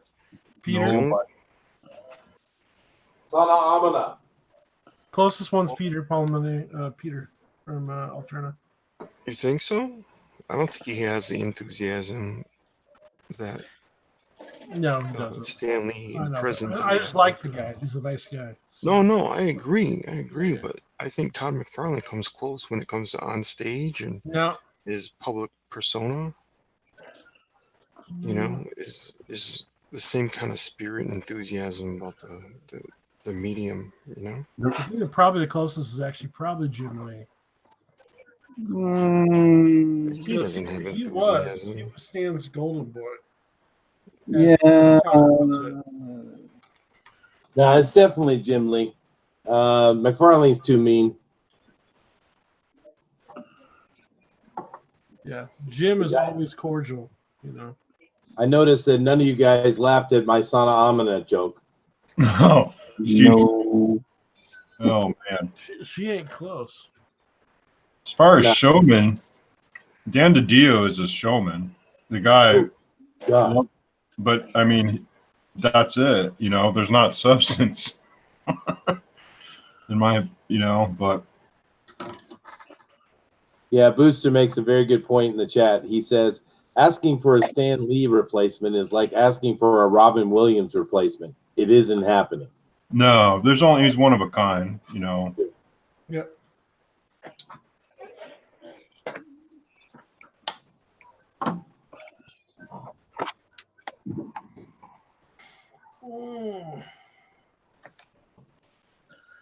Did Booster just come in? Yeah, he just came in. He's been in here for a little while, actually. Who? I'll send him the link. He can come on if he wants. He doesn't have to, though. Oh, yes, he has to. I like him coming on and ripping everybody's art apart. He says you lads finally noticed me, and he's curious if he should I dress up skimpier for you. He wants to be sexy for everybody. Oh, Rick wants the Please skimpy. do. Yeah. No. Rick wants the skimpy, Booster. Yeah. And John Diller says, listen to Todd. He knows enthusiasm. You people finally noticed me and invite me. Jeez. I was I'm wondering what I sorry, have to do for you people to get a link. Do I have to dress up prettier for you? What is it, man? I'm not pretty enough for you? I'm so sorry, Booster. Oh, Pretty mate. pretty subjective, You're Pretty subjective. It's objective when you're this sexy, mate. just put a towel on and you're fine. Just a little just wear a washcloth and come on in. Let's remember absolutely. the lady on the panel. Does he even need a washcloth? Well, yes, there are now two ladies on the panel. Nana Bootster's here. Oh my! Oh, I don't my. know who should be more offended, me or Cat, or just women in general. I'm Cat sure does Cat's not rolling her eyes. Nasser will be the next Stan Lee. Oh, shame on you, Joshua. Shame on I you. don't know. I like Nasser's a cool dude. I like Nasser. I don't know. Maybe we should reboot Stan Lee as a minority character. Oh my god. Too soon. I think that's already been done. Well, if he has to be a minority character, what are we going to bring him back as? Yeah, it has. Her name is Gabby Max? Ramirez. Max Nostalgia? Oh god. No, it ain't happening, boys. We're not getting another guy like Stan Lee. Nope. Ain't happening. Just like when Robin Williams died, that was one that really gutted me. Yeah. Yeah, Because- nobody saw that one coming at all. Yeah. No, not at all. This is before your time, Booster, but it's kind of similar to me when Jim Henson died. Yeah. Oh, yeah. Is that a bit? When did that happen? Back in the 70s, I believe. Oh, 90. No, I was 80s. hell, I wasn't even a mistake waiting to happen yet, man. Yeah, but that hit everybody because it was like, what? I mean, he died. He got a fever, a high fever, and then just Yeah. died. He was on Arsenio Hall show like about 2 nights before that. Yeah. And then all of a sudden it's like he's dead. It's like, what? No Wait, who are we way. talking about? Jim Henson. Jim Henson. Oh, yeah. Yeah. Crazy. Oh, with Robin Williams though, he was very inactive for quite a few years, and when you did actually see him in anything, he looked very tired. You know, like his energy was just no longer there anymore. Who's the other one? The guy from News Radio, something Hart. Bill Hartman. Yeah. Bill Hartman. Yeah. I miss him. He was funny as hell. Another going on, good one. Booster? John Candy. Hey, bro. Yeah, John Candy. George Carlin. Yeah, George Carlin. George Carlin was spitting truth for a long time before he passed. Oh, mate, George Carlin is the kind of guy we need in these times. No. I really wonder what kind of assessment he would have of current situations, man. Like he would he always railed against political correctness and just people's sensitivities. Yeah. Like he was a lefty, absolutely, but he still absolutely hated political correctness and he hated sensitive people. He was a hard guy, you know. Yeah. I saw George 3, maybe 4 times when I was around the college age. Oh, lucky. Lucky you. I actually saw him one weekend, and then the next weekend I saw Gallagher. Nice. Just thinking. I remember Gallagher, dude. Oh my gosh. Yeah. Did you take a raincoat to the show? Oh, I was nowhere near the front. Didn't matter. There's another one too, up in your way, Rick. Can't remember his name. Who's the guy who did Tommy Boy? Oh, I think you're confusing. Chris Farley. Chris Farley. Yeah, he was a good one too. Right. He reminds me of a young a John lot of Candy. drugs, though. Yeah. He was doing drugs and alcohol. But Yeah, he killed himself. That's true. yeah. Yeah. The same What with, you mean, like? Do you mean Ledger. suicide, or did he die by accident or overdose? Overdose. Overdose. Yeah. All right. But I didn't think Chris Farley was Canadian. I know John Candy was. Oh, Chris Farley is CNTV was where he started. Uh-huh. Yeah, but actually, the thing with Robin, though, Booster, is they found after when they did the autopsy, he actually had a brain disease that was eating away at his head and was causing extreme delusions and stuff. So they're not sure if his suicide was depression related and not more of a mania. Yeah, I do wonder the same thing. I hope he didn't go the way of you ever see World's Greatest Dad? No. No? Okay. Well, that is a great underrated Robin Williams flick, but I don't know if I should spoiler. I feel like just describing what the movie's about is a spoiler. No, that was Spoiler. Spoiler. it's really tugs at your heartstrings, that movie. It's a dark one. It's kind of funny if you like that kind of melancholy darkness to a film. But basically, what happens is he's got a son, and his son's just an absolute piece of crap of a guy, right? He's a loner. He hates everything. He's a brat. And one day, the kid just accidentally kills himself. Autoerotic asphyxiation style. And he's crying and everything while he's zipping up his pants, and he puts the kid in the closet instead and writes a suicide note because he was too embarrassed to Oh tell the yeah, police to its autoerotic wasn't it Thailand or asphyxiation. something like that? What's that? Wasn't he overseas? Or is this I'm a not movie? sure. Oh, this is a movie, bro. Oh, sorry, I was thinking of real life, and there was a guy. No, this is a movie with Robin Sorry, Williams. man. So he has to keep up this lie that his son was some sad kid who killed himself, some sad complex character. It's a weird movie, but I got a 6 sense of humor. Anyway, now that I've bummed out the chat, what are you drawing there, Cross? You got a lot of heads there.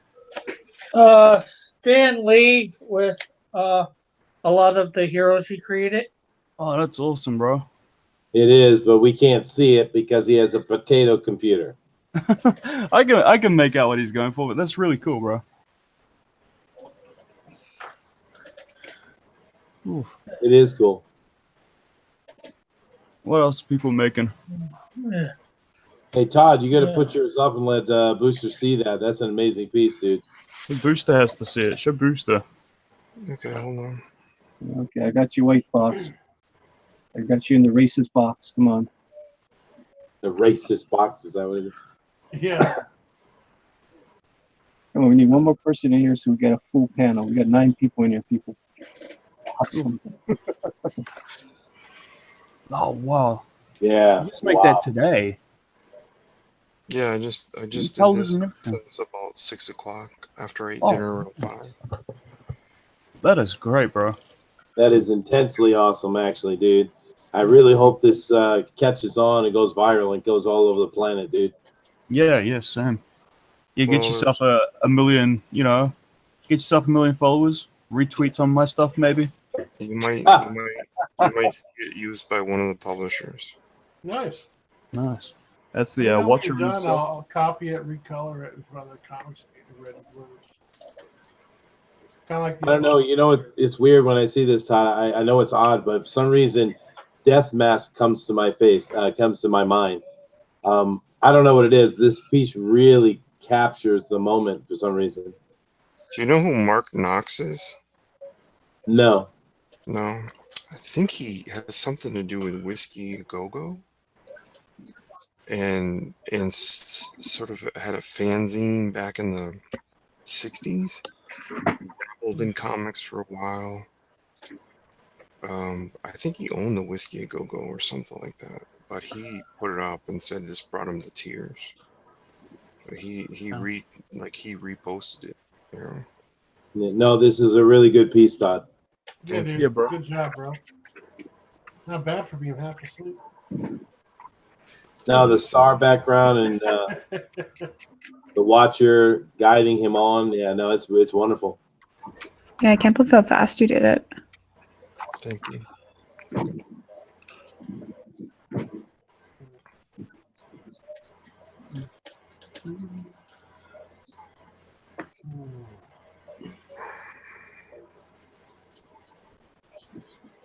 Think it's too saturated? No, I think it's perfect.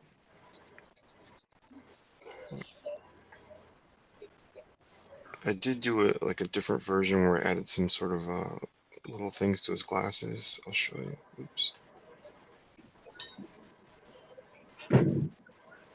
See how they appear? Those little sparkles on his glasses. Yeah. I think that might be too much, though. It is. They're a little sharp. Maybe bend those so they follow the contour of the lenses. Yeah, I don't think I even like him. Yeah, no, I like the one you had up before. Yeah. Yeah, I didn't post the ones with the stars on his glasses like that. Oh well. Dude, I honestly was in the same building as him and chose. This is what I did. This was right when Event Comics was touring, and just after the Ash 1 came out, or maybe a little after that, maybe when it sort of came out as a mini series and then it came out as ongoing #1 came out. Yeah, I So have all those. I chose to get in, like I chose to skip Stanley because I wasn't a pro. You know, I figured someday I'll meet this guy, I'll be a pro, and that's how I want to meet him. Oh, So I wow. didn't get in Stan's line and didn't get to meet him, but I chose to go meet Joe Quesada. Wow. Yeah, that's my only story. You with have Stan. made an unwise choice. Oh, yeah.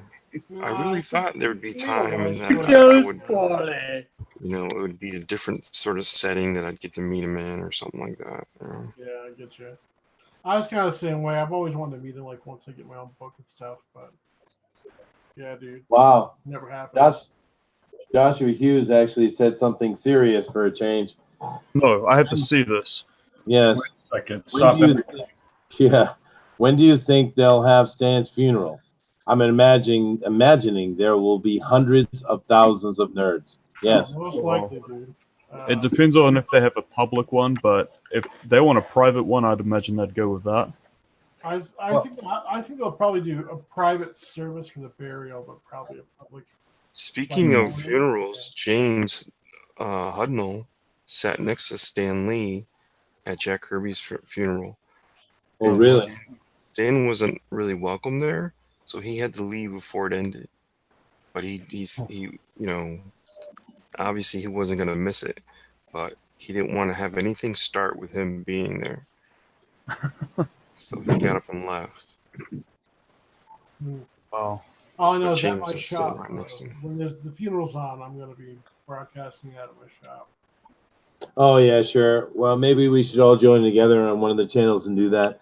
They won't do the funeral probably, but they'll show a memorial of some kind. I'm sure. Yeah, I just hope that Stan Lee's funeral wouldn't smell as bad as a Comic-Con if all the nerds show up. Ooh, goodness gracious. But I mean, think about the funerals we've seen recently, and he's certainly more important and bigger than a lot of them. True. I have a bad feeling the fans won't be treated that well at Stan's funeral. Maybe, but as long as they don't have no Ariana Grande dressing like a hooker, it'll be all right. Yeah. What a dumb girl. I mean, how dumb can you be? This is a funeral, and you show up dressed like a hooker. I mean, really? Who did? Ariana Grande. To whose funeral? Aretha Franklin. How dare she? No, it's silly, man. I mean, what are you doing? I mean, I understand all her music is about, sex, and that's her thing. Cool. That's fine. But I mean, that show was some just respect. in general. Well, you know what I mean. Her songs are actually I know quite. you said the time and the place. I get you. Yeah. Poor Jesse, almost giving Jesse Jackson a heart attack back there. Well, you saw what Bill Clinton was looking at. Oh yeah, that was a great meme. The one of him looking at her just with his eyes wide and a big smile and everything. Then there's a fatter woman singing, and he's just like pouting. That is hilarious. You talk about Al Sharpton? No, Bill Clinton. Oh, Bill. Oh, yeah. Bill enjoyed the view of the pretty lady. That's for sure. Mm-hmm. Well, what's the old saying?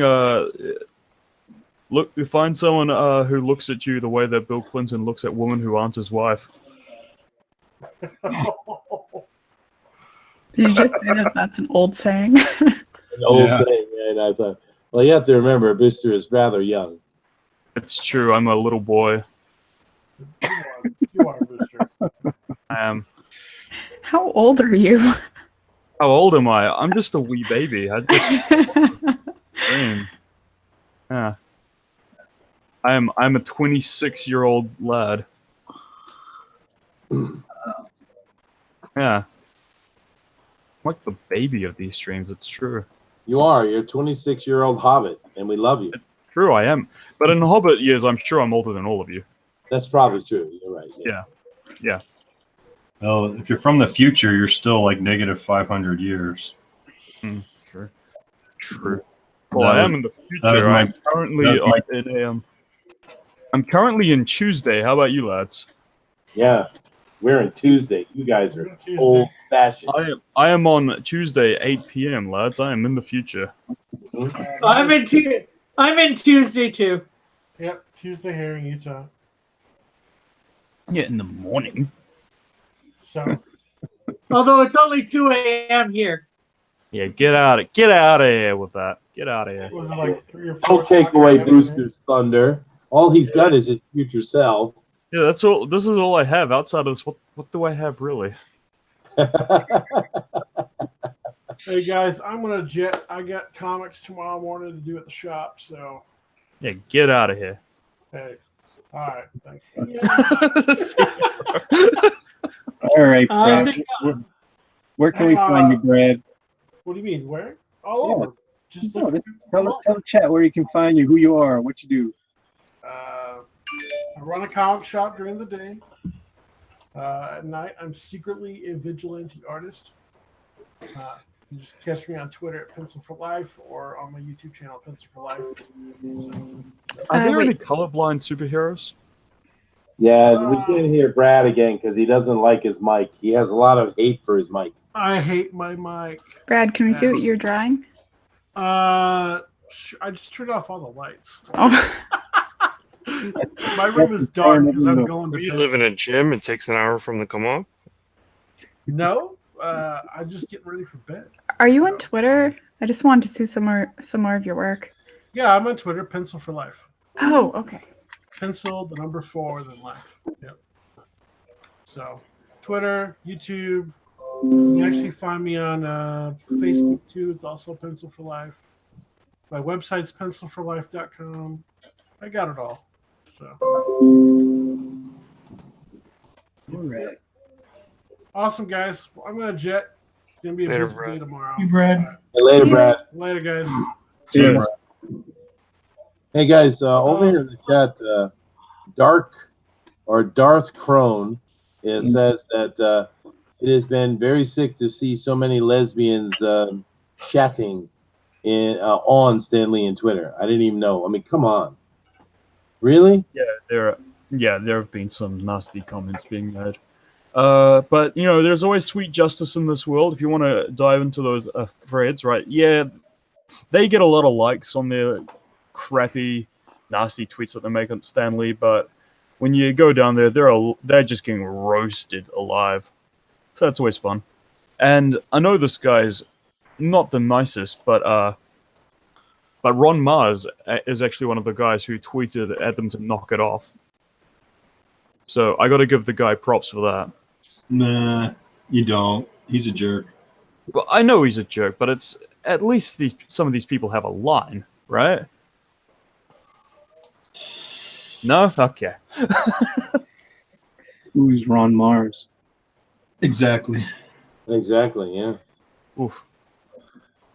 He was pretty prolific in the mid '90s and has become an online troll. He's one of the reasons why our movement exists. Honestly, guys like him. No, I feel like it's good to say that they did well when they do well, man. Well, that's nice of you. I mean, and I shouldn't be, but I am. But What are you saying? Oh, it's people like him who besmirch his name. Stan on a day-to-day basis was looking out for the fans and trying to draw business and draw people into the books. and that's how he lived every day. You know, whenever you saw any kind of blurb from him, it was, you know, inclusive. It was trying to bring people to this media that we love. You know, that's one of the. I mean, that's why he was such a great promoter. And Mars is kind of like pretty much the opposite. He just couldn't stomach to see someone ripping on his idol, you know, but he can rip on other people's without a problem. So it's kind of, yeah, whatever, buddy.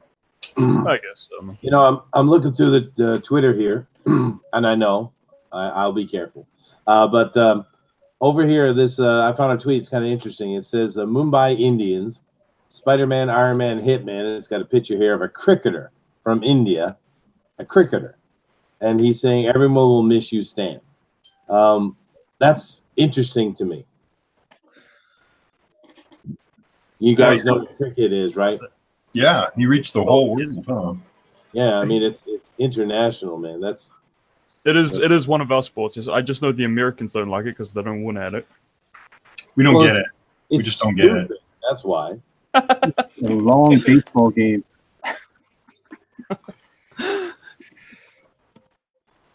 Oh wow! Look at this great piece of art over here. Wow, there's so much tribute. It's really cool, dude. I understand there's some jerks doing some jerky stuff, but mainly what I'm seeing is just love. That's good. That's good. There'll always be jerks, you know. There'll always be people who will take a tragedy to try and gain attention from it. It's incredible. It's like when you guys know who Turtle Biscuit is. Who's that? Turtle Biscuit. He was a video game commentator who was quite Gamergate sympathetic. No. He was Gamergate, dude. He never called himself Gamergate though. I missed the whole Gamergate thing. I'm okay with it. But yeah, it was enough for him to be Gamergate sympathetic for when after a week of when he died of cancer, people were crapping on him. Well, not even a week for some people, but there were articles coming out about how awful he was for being attached to Gamergate. Like his widow saw that. It's just, do these people have no taste? They don't. And it was coming out of stuff like Kotaku and Polygon too, right? Yeah. Outrageous. It's the irony of it too, man. All they wanted was decent video game journalists, and what does he get after he dies? That. I didn't know about any of this stuff until after Gamergate happened. I had a friend who was really into all of it, and I had no idea that a lot of these video game companies, or I don't know, just other types of companies were suffering from all this. Yeah, very incestuous developer journalistic relationships, man. It's really the same thing with comic book journalism. Besides fan speak and bounding into comics, really, they're all shills for the comic book companies. There isn't any journalism out in like CBR, CBR, Newsrama, Bleeding. What's his name? Bleeding Cool Rich Johnston. He is a joke of a man. Yeah, they really just take their direction from the publisher. They don't. All they are ad pieces. There isn't any journalism in there. Well, or just opinion pieces or fluff pieces. They don't really report on facts anymore. They always got to have that little spin, right? Well, I mean, if they're really interested in journalism, they would be pushing the books. They wouldn't be, you'd see Peter Samedi all over the place because of what the revolutionary business practices he has. They are revolutionary, aren't they? Like what he's doing with Alterna is incredible, and he does not get as much love as he deserves. No, I mean he's really doing something. He needs our support. He does, and he's got it. I think that he was nearly driven to suicide. We can't. That was really a moment. Yeah, I'm sitting here going through this Twitter, man. It's hard to go through this and not get choked up, man. It's interesting, but I found one. I'll only mock you a little. No, I won't. I'm not going to cry, but I'm saying it is powerful. All the love that's coming out for Stan Lee. But I have to say, there's a picture here that has a picture of very young Stan Lee sitting next to Tom Holland. Dude, they look almost identical. Crazy. That's interesting. You want to see something that's interesting? Look at the people that Stan worked with when he was in the Army. The different writers that were in his it wasn't a battalion, but in his group. One of them was Dr. Seuss. Yeah. I'm trying to remember the other ones, but there are playwrights, novelists. I mean, and he always felt like he wasn't one of their contemporaries. He always felt, inferior in a way because he was a comic book writer, and when he wanted to quit and create the American novel, the great American novel. But it turns out Stan Lee really was probably the most influential writer of the modern age. Very true.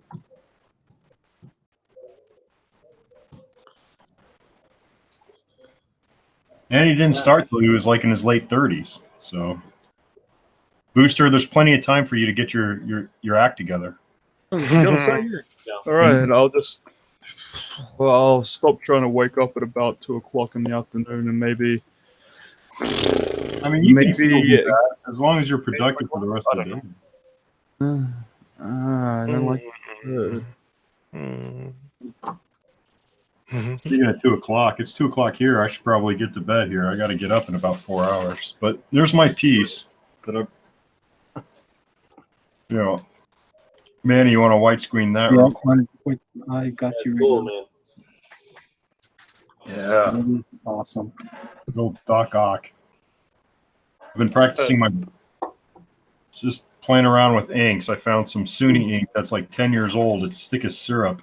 So I have this little thing right here, this little bottle cap. I inked all of this with it. I inked all of this. And I think I still have plenty of ink left over. But Manny, thanks for inviting me on. No problem. It's great to share this time with you guys. Oh, and definitely. Kat, you're kicking ass. You should really be. Are you going to be on this Thursday? No, I work, so I won't be able to. Good. Then I might have a chance. That's a killer piece right there, Kat. No, but is that Joshua guy gonna be on? I think he's definitely gonna win if he goes on. Yeah. Yeah. Right. Is this for drawn and quarter? Oh, crap. Do we have drawn and quarter too? Tomorrow, yeah. Oh, is it tomorrow? Oh no, the pro edition is tomorrow, but I have to work it. Didn't they move it to Wednesday? Oh, you're right. Tomorrow is Bugbear's Basement. Thank you. Goodness, great. Booster, you're in charge of this stuff. Whoa! Are you still gonna help me out at 6 p.m. Eastern? Tomorrow, right? Chester, yeah. Yeah. No, absolutely. Okay.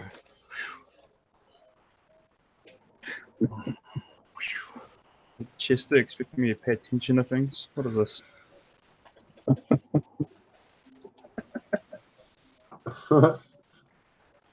Booster, are you an Archer fan? Yeah, I watched it. It's alright. Yeah. I think I watched the first 6 seasons. Was it 6 or 5 or something? Like, I think I watched the first few seasons like 3 times. Yeah. And then Dreamland I thought was meh. The latest one was alright. Yeah. Dreamland was kind of weird, but yeah, the Golden Monkey one was good, or whatever, the Golden Idol. Yeah. I'm like 2 seasons behind, so don't spoil anything, please. The character you like dies. No, not Pam. Oh, no, not her. Horrible death. Kat, you should have came on. I'm so far behind in it, though. I was floundering. We didn't talk about Archer anyway. Bye, Bill. Bill's gone. Goodbye, Bill. I We didn't should really take talk about off. Archer anyway.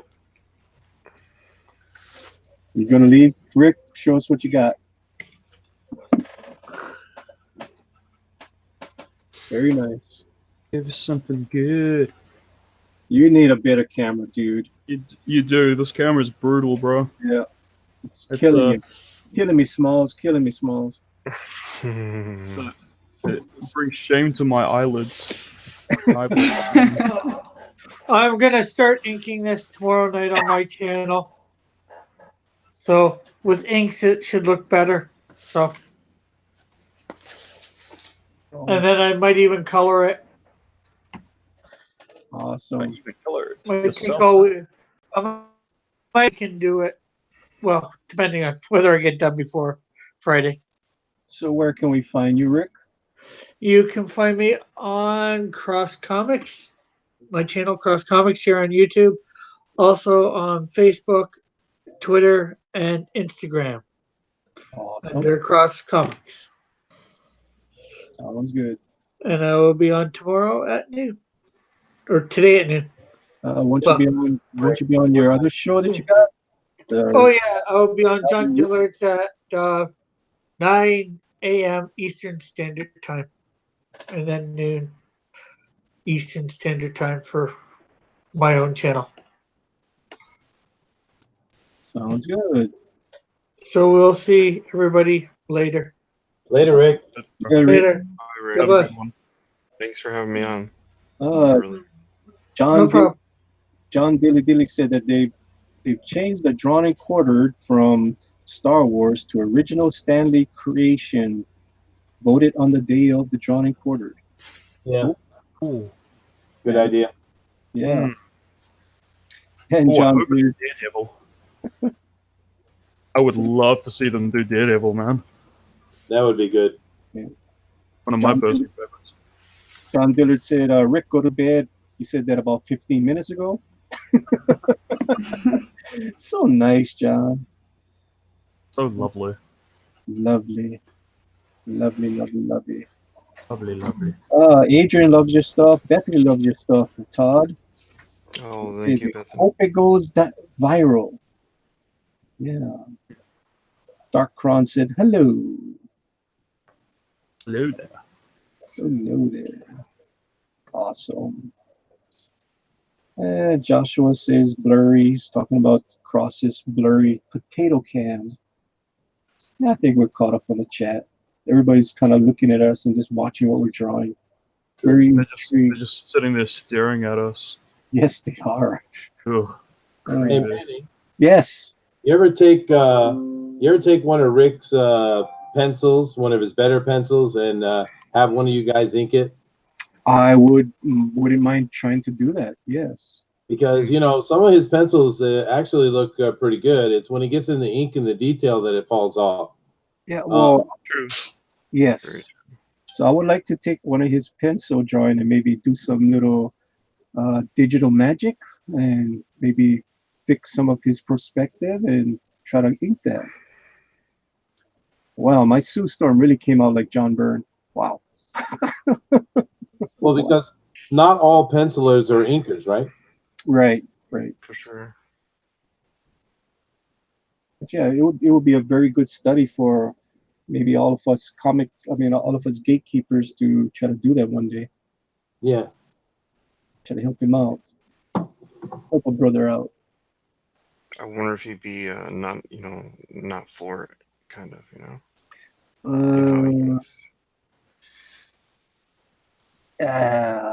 We'll see. Yeah, I know. He very protective of his drawings.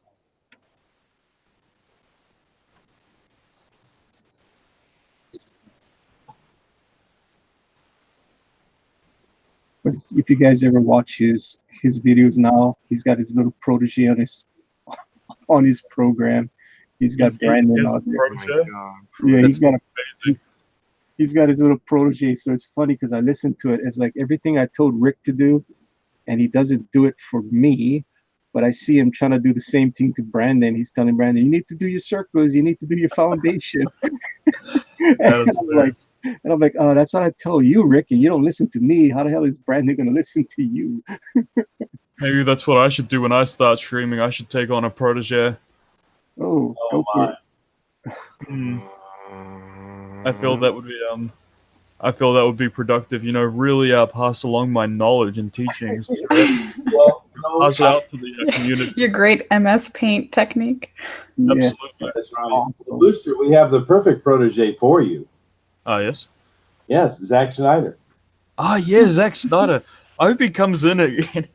So we've got this guy who's just named Zack Snyder. He's got a little Zack Snyder avatar. He comes into the Fanspeak episode, just says your channel sucks, and everyone else is getting so annoyed by it. I think it's hilarious. Oh, so do I. I think it's funny. I love how he said goodbye like 5 times. He keeps saying goodbye, and he keeps pretending like he's Zack Snyder, and he's talking about how wonderful all his ideas are. I think he's hilarious. Oh man, I should teach him. I should teach Zack Snyder my ways, and maybe I could learn how to make terrible movies from him. There you go.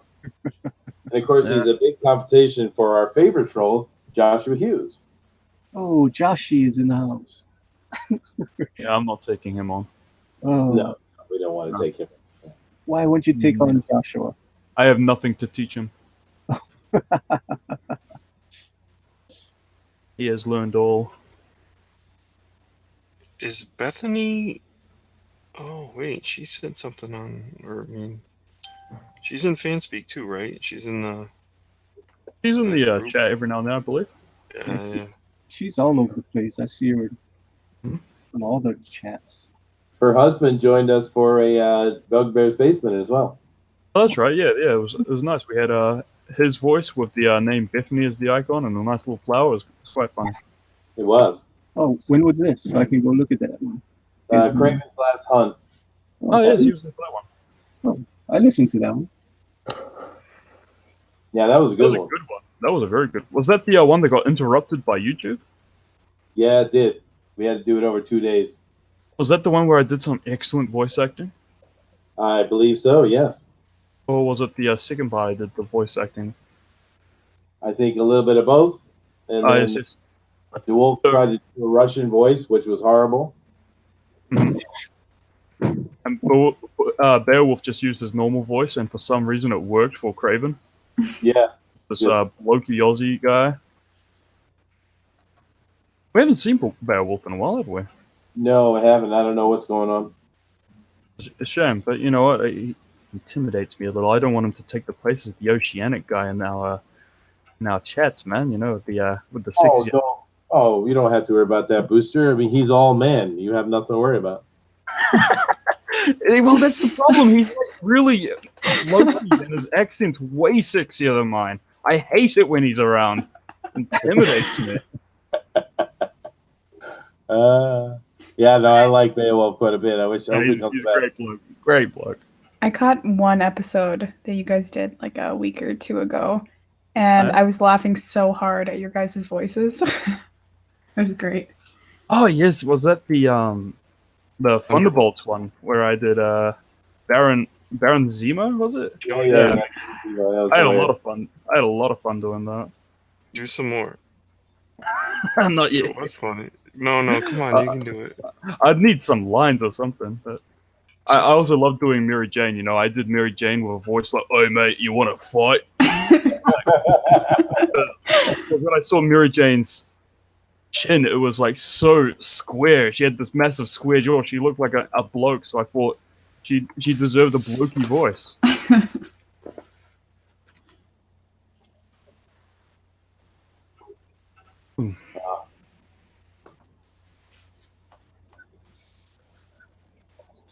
Well, guys, I'm going to have to head out. I got to go to work. Awesome. Mm-hmm. Thank you for coming, Chester. Oh, anytime, man. I love coming over here. Oh yeah, we're the kinder, gentler channel. It's true. We're all lovely over here. Yeah, we are.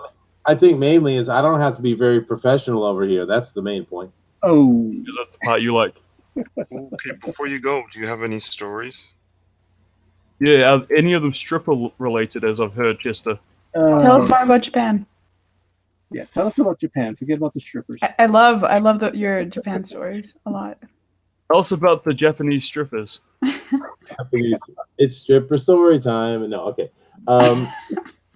There viewers. One of the, I guess, an interesting thing about Japan is a lot of people come over here for tourism and they come to see the temples, and because they're old and and the shrines and stuff like that. But the one thing a lot of people don't understand is Japan has a lot of these private protected forests that grow trees specifically for these temples and shrines. And what they do is every so many years, I think it's every 40 or every 60 years or something like that, they will replace the majority of the wood of one certain section of the temple or the shrine, so that over the course of a couple hundred years, all the wood is actually replaced. So when you come and see a temple that says, from Edo Jidai, that's supposed to be 400 years old, well, no, it's not actually. The foundation only is. And this is an interesting fun fact about Japan that I'd say most people don't know. Do you ever get mistaken for a tourist? No, everyone here knows me. I am the only giant white man anywhere near here. Oh, you're the token white bloke, eh? Yeah, no, absolutely. Well, dude, I'm 6'3". True, And, you're like a I'm giant, I 6'3" suppose. and like 220. So yeah, they call me Gulliver. Bloody hell. How tall are Japanese people normally? Like, how much taller are you? Oh, I'd say the average male here is around 5'6", 5'7". Oh, really? Yeah. Crap. I will be a giant among these men. No, you wouldn't. You know they're taller than you. Some of them. I'll still be a big lad. But no, they're very small people. Very teeny.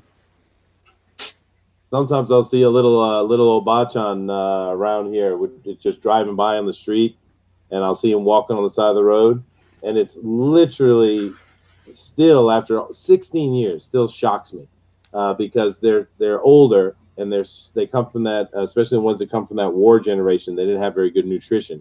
They're so small. I mean, they're well under 5 feet.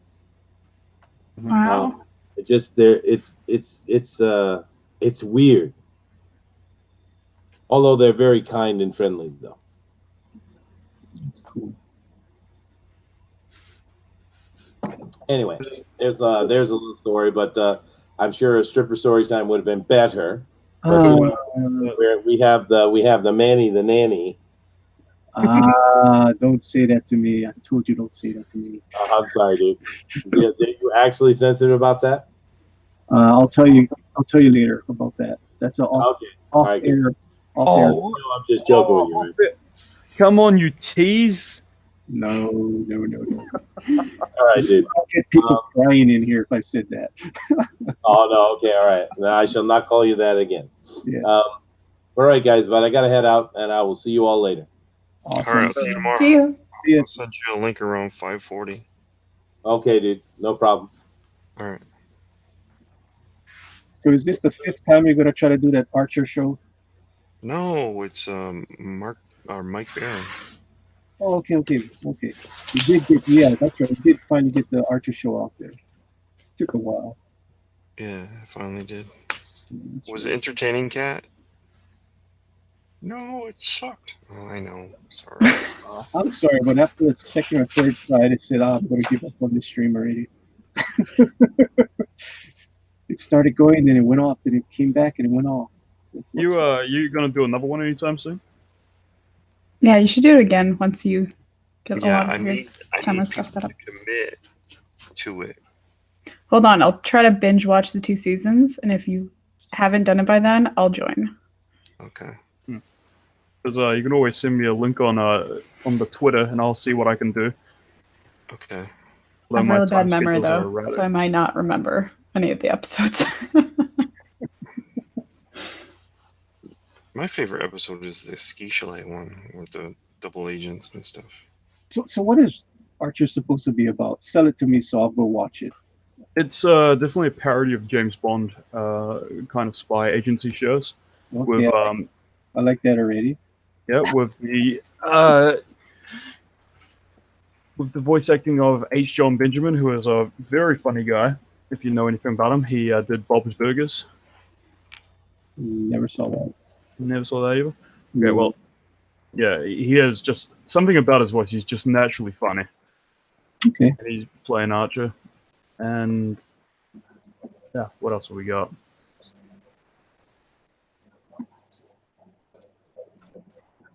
There's a lot of historical reference jokes.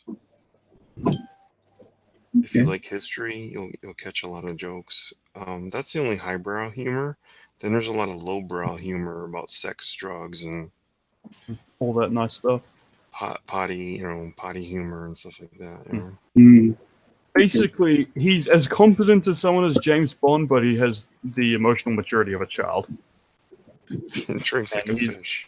Yeah, and mildly autistic, alcoholic, sexual deviant. Yeah. Okay. Interesting. But it's a lot of fun. A lot of fun. Okay. I'll try it. I'll try a few episodes, see how it goes. The first episode is very poorly animated, but it does slowly go uphill. It's still not the greatest animation out there, but it starts to work for what they're going for. Cool. Yeah, I never. Obviously, the first 5 or 6 episodes were a little strange, a little different, but after that, it really catches the groove, and it becomes sort of seamless in your mind. Yeah. Awesome. Hey, hello, what you doing over there? Been quiet for too long. Well, actually, oddly enough, for a long time I was making lots and lots of comments. I was going, man, these guys are just not getting any of my jokes. It's a really tough crowd tonight. And then I realized I had my mic muted. So I've had a few moments like that, mate. I've had moments where I'm sitting there screaming, why you guys keep talking over me? Ignoring me. Then I realize I'm muted. I feel so stupid. Yeah. I've had those moments, mate. I was definitely building up my Sith rage. I was going, what is their problem? This is good stuff, and Did you need your jokes down, mate? No, I didn't. I should have. They were gold. Ah, man, brutal. I know. So right now I'm working on my comic. I did a Doctor Doom, and then I figured after my terrible Craven and my Doctor Doom, I thought I'd go ahead and work on my comic for a little while. And this is page 6. And here's the page in general. So. And how long is your book? How many pages? Well, the first chapter is 22 pages, but I'm thinking by the time I'm done, it'll be about 100 pages or so. Okay. Cool. And that's volume 1. So I have 6 volumes planned, but I don't know if I'll get to all 6 volumes or not. You can't say that. You got to be confident. You say, yes, I will get to those 6 volumes. Well, there are other books I want to do as well. I've got a lot of different characters that I want to use, and so I don't know if I want to spend 6 issues or 6 volumes just on this. I don't know, but I might. It's a fun story. Pick something and just go with it. Ride the horse to its dead. That's the way I look at it. The funniest thing I ever saw was when people used to go on talk shows, these stars, and they're like, oh, I'm getting tired of this character. Yeah, but you're making $1 million an episode. Why are you tired of the character? Just keep on writing it to it. You never know when you're going to get another gig. Well, that's the funniest thing is that they would go, well, if I want to have a chance at doing something else, then I should leave the show now, and then you never hear from them again. Exactly. It's like, everybody knows you for that certain character. Just write it. Yeah, the lady who played Jadzia Dax, she got paranoid because, in Hollywood, she said, you hit 35, it's hard to get work as a woman. So she decided to leave DS9, and I don't know that she was ever anything again.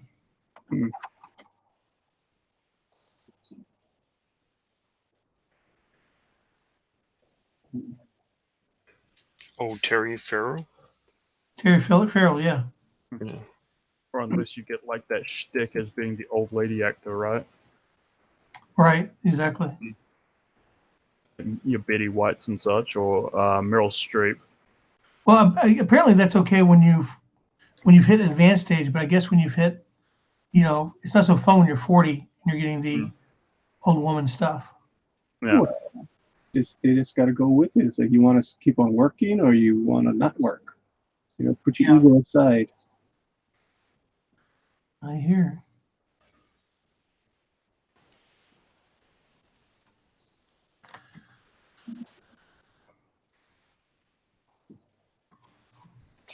So here I have Vicious Tiger taking on Bronto.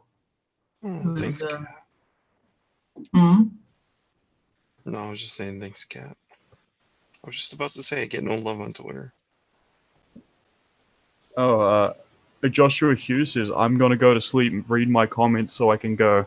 There you go, Josh. Get out of here. There we go. Thank you, because I'm not going to read his comments.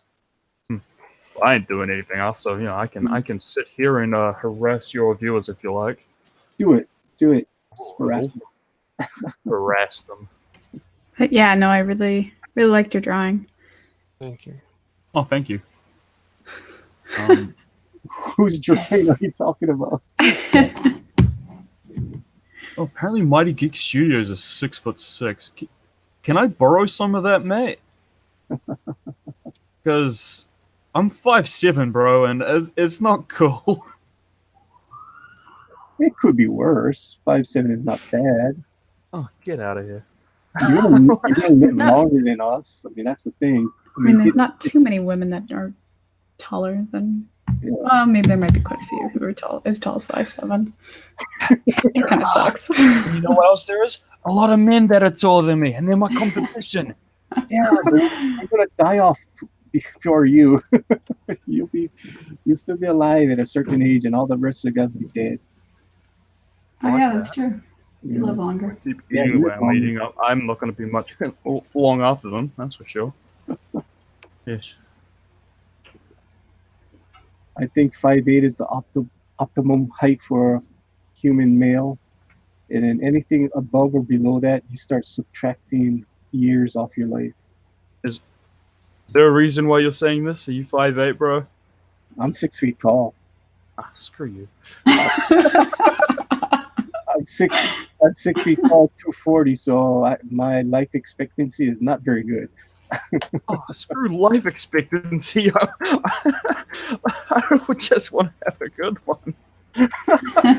One where I'm appreciated and loved for my tallness. There's a reason these fellas call me a hobbit, mate. You're not a hobbit. 5'7" is not a hobbit. Kat, have you ever done any sequential work?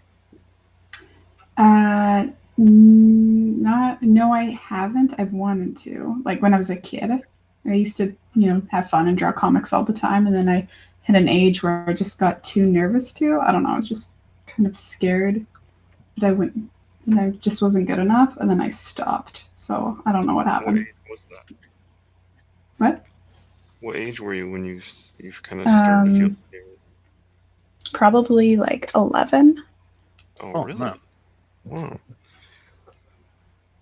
Yeah, when I was a kid, I too long to have an existential crisis. Yeah, I was a nervous kid, but Huh. when I was younger than that, I used to have like little comics I would draw all the time. I have a sketchbook filled with old comics. What kind of comics were these? Were they superhero? Were they? What kind of genre? Oh, I think they were just like almost like little comic strips. And they're supposed to be little funny ones. Oh, like humor strips? Yeah. Awesome. Yeah. I got some humor strips for Ignition that I've shown.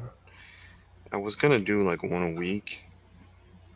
Um, I did one with Todd McFarlane in it. Let me show you guys. Um, I was gonna do like one a week, and then I just sort of got too busy with some other things. But I always wanted to pick on Todd McFarlane for buying those useless baseballs. So I did. I'm sure I'll never get over that. So what was the most expensive baseball that he bought? It's like 8 million. Are you kidding me? It was ridiculous. Why would a baseball cost $8 million? It was the Barry Bonds ball. Like when he hit like 70 home runs or something. It was ridiculous. Well, they ain't worth 8 million anymore. So basically, the idea of Ignition would be that he lives on a cul-de-sac with all the other heroes and cartoon characters, and so he would have run-ins with certain types of things. Like there's one I'm going to do where he goes to like the cul-de-sac mailbox and all the Captain Marvels are there arguing on whose mails who. So so this is the idea behind Ignition, is just this cul-de-sac full of like people that you know. So a baseball goes through his house, and he goes over to McFarlane's house and says, "Hey, what the hell? Why one of your baseballs came through my house?" And he's like, "I gave them all away to the kids in the neighborhood." And he goes like, "What kids? Like Dennis the Menace?" He goes, "No, the ones that hang out with that alien horse." So he's talking about the Power Pack kids. So he's like, "You gave the baseballs to the Power Pack kids? Oh my God, you idiot!" So yeah, it's just these funny little strips. But and then I have like McFarlane's trying to uh, like ask him to be in his Spawn movie and stuff like that. Speaking of which, do we have any more information on that yet? Spawn movie? That's what I get about in the movie. I mean, in the thing. We've been hearing about that on and off for a long time now. For years. Yeah. The first one was Groot, and it was I'll pull up the first one. That one was kind of funny. This McFarlane one was more of a just to kind of pick on him. I like the animated one though. Animated Spawn film. I thought that was excellent. Oh, I'm not even screen sharing. What a moron. What an idiot. Going around apparently. Boomer. Well, you're white boxed. All right, I'm white boxed. All right, so so Ignition says to the group, I hope those are leaves you're dropping on my lawn, son. And he always, obviously he just says, I am Groot. If you're gonna live on my block, you'll need to be careful of my lawn. And he's like, I am Groot. Listen, Sprout, I gotcha. I am Groot. Oh, what does that say? It's kind of small. I can't even read. My eyes are so bugged out. Listen, Newt, before I break you into kindling and roast me some marshmallows, I want you to pick up your droppings. I am Groot. Is that your coming soon in Comic Sans? Where? What? Oh, yeah. That is coming. Why, you don't like Comic Sans? Oh, get that out of here, mate. Get that out of here. Make it real fun. Bloody hell. Other than that, it seems really cool, man. What is it? You like your own character interacting with Marvel ones? Yeah, he'll interact with anything, like anybody or anything. I'll show you the McFarlane one because I didn't realize I wasn't screen sharing, but sure. Here's the McFarlane one.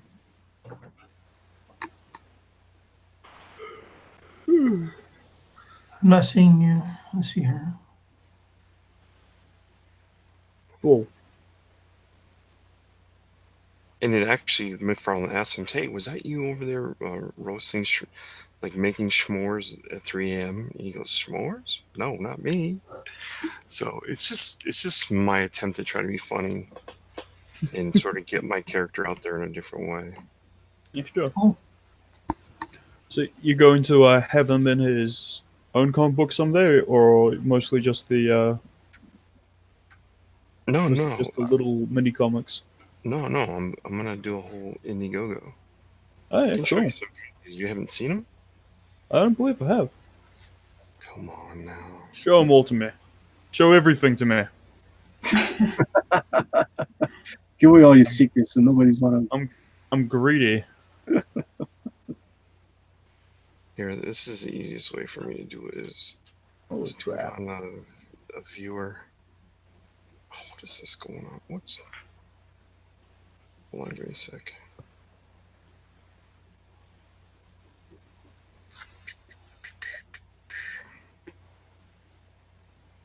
Ooh, All right. There's page 1. That's awesome, bro. Have you got a writer, or are you your own writer? No, I have a writer. Mhm. Wow. Really nice. Thank you. Oh wow, that is nice. That's great stuff, man. And you just color stuff yourself? I do color it myself. Yeah. Here's page 2. And how have you not been picked up by Marvel or DC? Is the question. Well, I do work as a pro, but I haven't been picked up by either of them. Oh, bloody hell. Here's page 3. Criminal, I say. doesn't have blue hair. I see. You don't have the blue hair, bro? Yeah, and he hasn't changed his sex yet. Mate, just slap on a pair of tits, then walk in there. Put on a bra and stuff some, I don't know, some oranges down there. You'll get a job right away. Put on a wig, some lipstick, mate. Don't even put it on well, either. Here's And say, yeah, I'm an Todd- artist. Todd, And do also, you I'm clearly confused. Give me a job. models, or are you drawing all this from the imagination? well, what I do is I pick sort of 2 people and I make an amalgam of those 2 people, and then the person's head eventually gets on my face. I mean, the person's face eventually gets in my head, and so it's easy to replicate after a while. But I usually start with like taking 2 people or 2 models or 2 this or whatever, and then sort of start from there, and then eventually I sort of comic book it down a little bit, and then like I said, it's easy to replicate. But he's sort of a pretty boy, like a But- booster gold. Well, what I was thinking actually was the movements of the human body you've gotten. These are so natural. And Oh yeah, I study gesture is one of the last time I brought samples to a convention or whatever, it was just get your gesture better. You got everything else down. So I really started studying people that are good with gesture, and one of those people is Sarah Pacelli. And she did those. She did some Miles Morales books, but she did what was called Spider Men, where Miles is now in Spider or Peter Parker's universe. So there's a lot of really good gesture in there, a lot of natural movement and blocking and stuff. So yeah, that's what I look at now. So yeah, some of my, that's sort of my shtick is obviously clothing, natural clothing, and good gesture. that's great. Yeah, it's fantastic. This is actually I drew all my quiet pages first and didn't draw any of the action pages yet.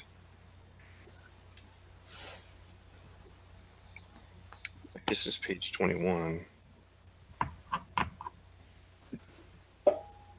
And this is the Serpent Society. No, the Dragon Circle. And they're the people behind all the comings and goings of what has happened where Ignition resides. Here's the very last page. Wow. So how did you get that building? Did you get like a photograph of that and draw over it? Yeah, no, yeah, that's Bolt Castle on Long Island. So I got a photograph. Then I just did these trees, and a lot of this stuff is stuff you can do in Clip Studio. But yeah, anything like cars or vehicles or tanks or stuff, I'll grab reference and really, even if I make a spaceship, I'll grab some kind of uh, jet engine or jet airplane, and then start from there and sort of add things to it. You know, kind of like what you would do with a model. You know what I mean? You would sort of grab a bunch of model pieces and then hybrid out of that some kind of thing that looks like a spaceship. And that's the same thing I do with photographs or whatever. But yeah, that's Bolt Castle. It's on Long Island. Yeah. Nice. It's awesome. Yeah.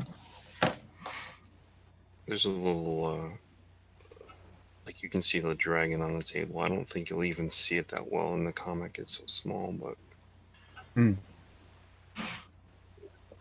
a lot of times what I do is I draw, like I pick what size my panel is going to be, and then I'll just flip the paper around and draw it as big as I can draw it, and then I shrink it down.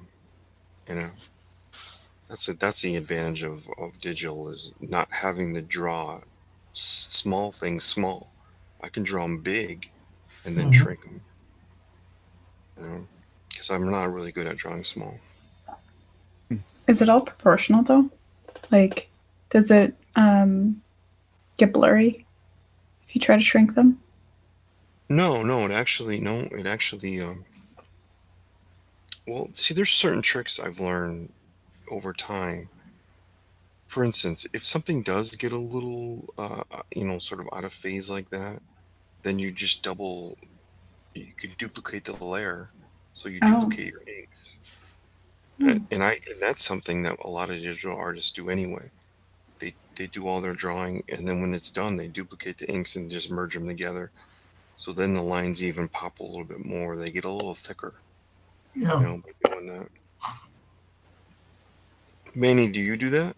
Do you duplicate your layers to get a little Uh, bit thicker line? so well, I don't do that. I don't usually duplicate the layers, but I do like what I'm doing right now. Let me unbox you. What I'm doing right now, every single character on the screen is on a separate layer. That's why I can either make them bigger or smaller, and then move them all around. Like just, and I have before. If it looked kind of light, yeah, I have done that. Duplicate the layering and merge them. I've done that too. I don't do it a lot, but I have done it. But You're pretty thick with your outer line, and I'm pretty thin with my outer line. So sometimes well, when I use I've a lot of line weight. The bottom will always be thicker. The top will always be thinner. And right, so, like I said, every single character you see right now, it's all on different layers. So I can just grab Sue Storm and just move her all the way around wherever I want her. right. You know, put her back to holding stand.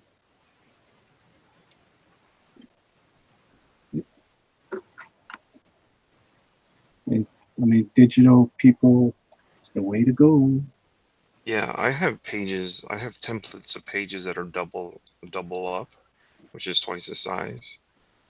Because there's a lot of digital artists that draw double up, um, but it's definitely something you have to figure out with your tools as far as line weights and things. So I haven't really played with it a lot, but it's something I'll eventually do.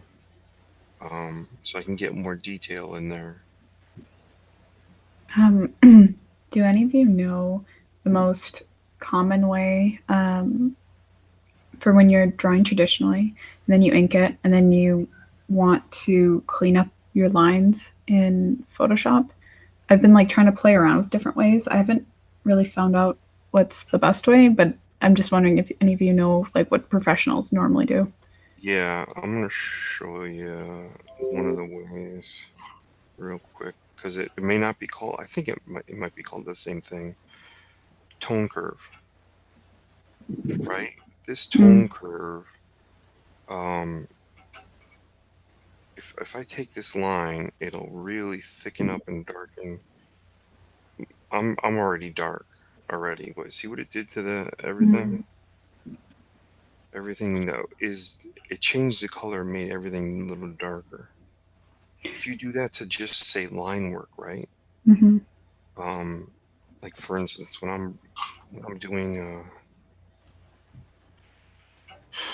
let me see how I just open up something here. You watch? Have you watched me do color this children's book? No. No. To say this person who scanned all this artwork in, right? Mm. Scanned.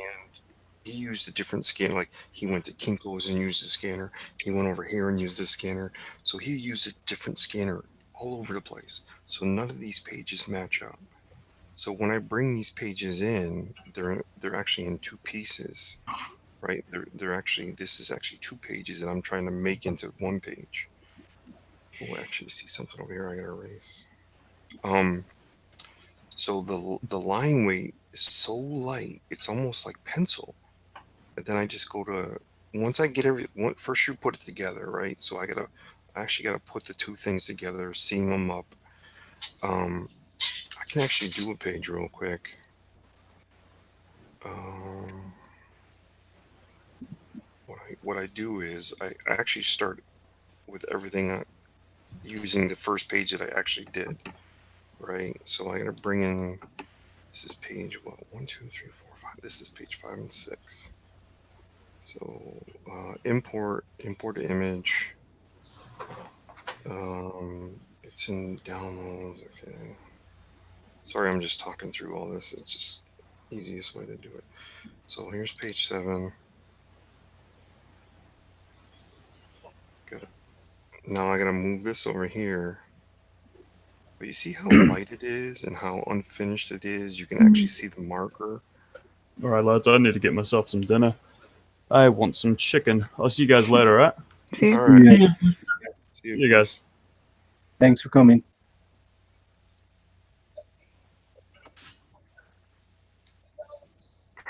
That's probably pretty good right there. So now I'll bring in the other page.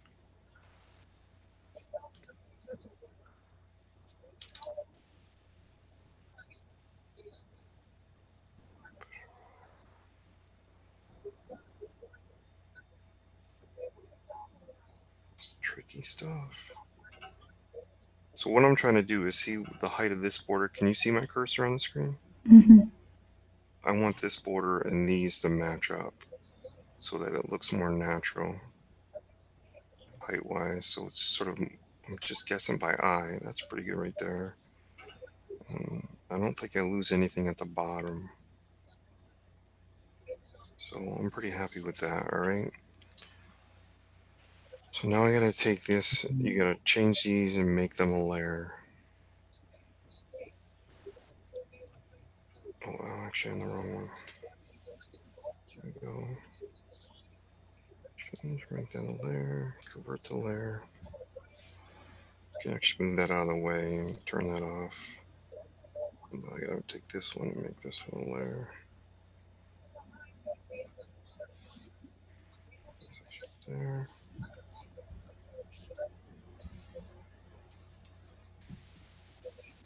Okay, now I'm gonna merge everything to a raster layer. So I'm gonna merge those two pages to a raster layer, and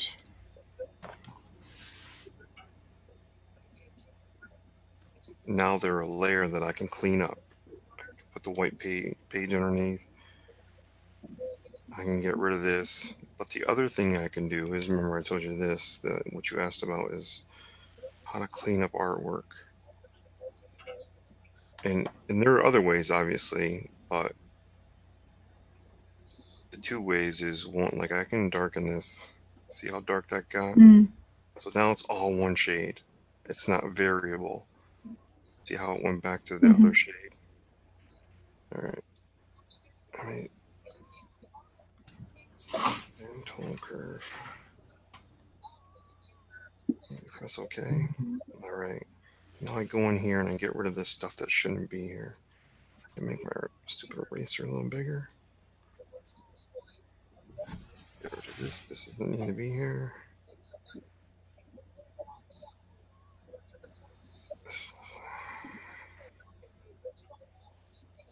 So once you've made it, once you've taken artwork in that's on paper, once you've changed it to a layer, then there's obviously multiple ways you can clean it up. It looks like I'm gonna have to sort of redraw this and maybe finish off this head. I don't like how it looks, so I have to sort of.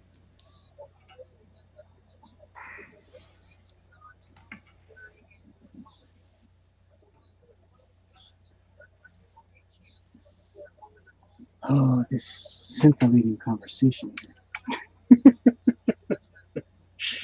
Okay. But you get the idea, right? Cleaning up Yeah. artwork, making it blacker. Yeah. Okay. So then when you're putting your colors on, because what I don't know what I've been doing most of the time, I've been just using that color select and then getting all the blacks, and then I'll try to just select all the black areas, and then I'll put it onto a new layer, so I just get the inks down. But I don't know if it just doesn't look as good. Well, see, that's the thing is you're selecting the black areas, but by converting these to a layer, and then I merged them onto a raster layer. Now all I gotta do is put something, change that to multiple, and now I can, color whatever color I want, and it's underneath the art. You see? Okay. So you don't have to try to lift the blacks. I've already done that by so this whole little green process. Now these you can all once you've done them, you can get rid of all these. This is nothing. They don't really mean much once the process has happened. They don't affect anything. So all your colors will now appear underneath the line work. Okay. Something going. So you treat it as if it's a layer that you've drawn now. You know what I mean? Mm-hmm.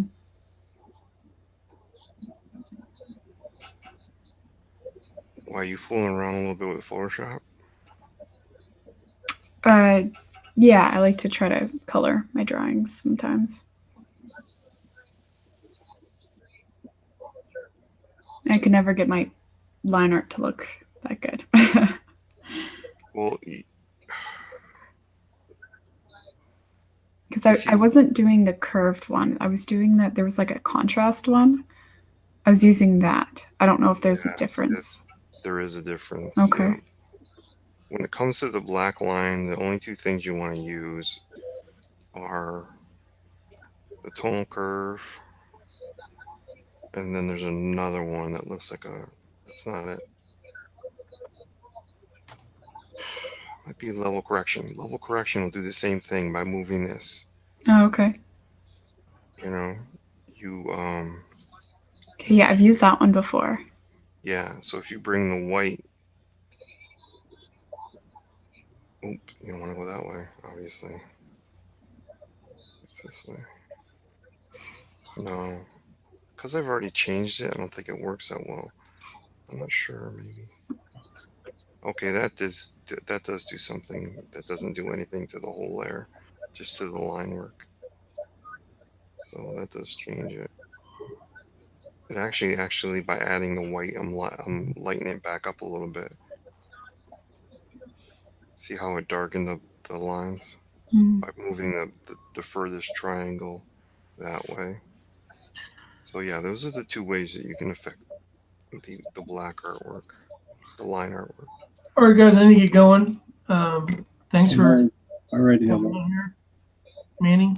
Yes, thank you for coming, and tell everybody where you can find you before you head on out. So you guys can find me on YouTube at New Hero Comics, and it has the links to my website and everything else from there. So everybody have a great day, and it was fun. And we'll see you soon. All right. All right. Thank you for coming. See you later. Hello. See ya. Kat, if you don't change the line artwork, when you go to use black, your black is going to be different than the line art black. Okay.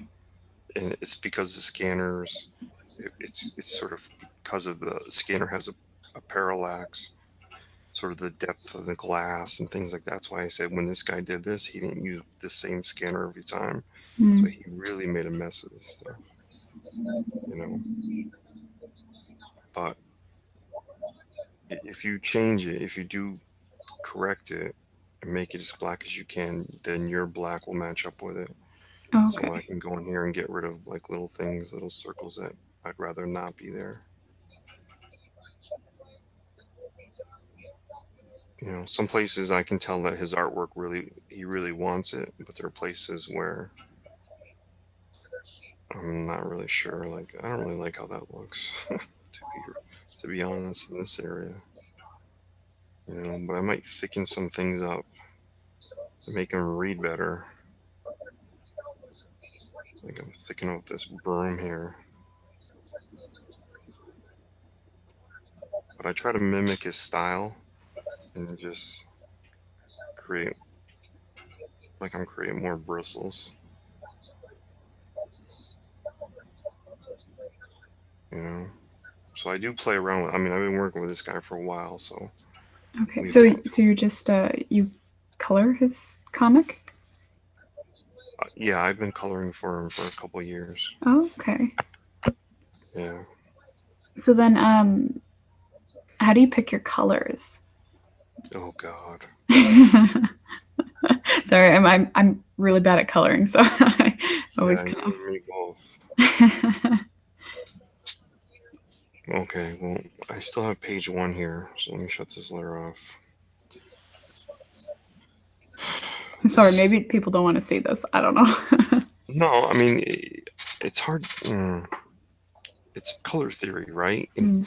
And so, okay, I use a little bit of like this. Okay, this square right here where she's surprised. There's some kind of Mm. surprise look on her face because I think out of the corner of her eye, she sees the dust bunnies that are now alive. So surprise, I used red, almost like almost in a sense of anger or excitement or fear. Mm-hmm. So I chose red, but I chose a different color for the house. I had sort of that, uh, I guess they call it sort of blue goose blue or sort of blue goose gray.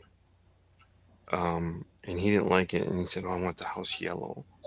But because of the time of day and what I had done otherwise, so it is yellow, but it has sort of a evening look to it because I just assume she's getting off the bus, right?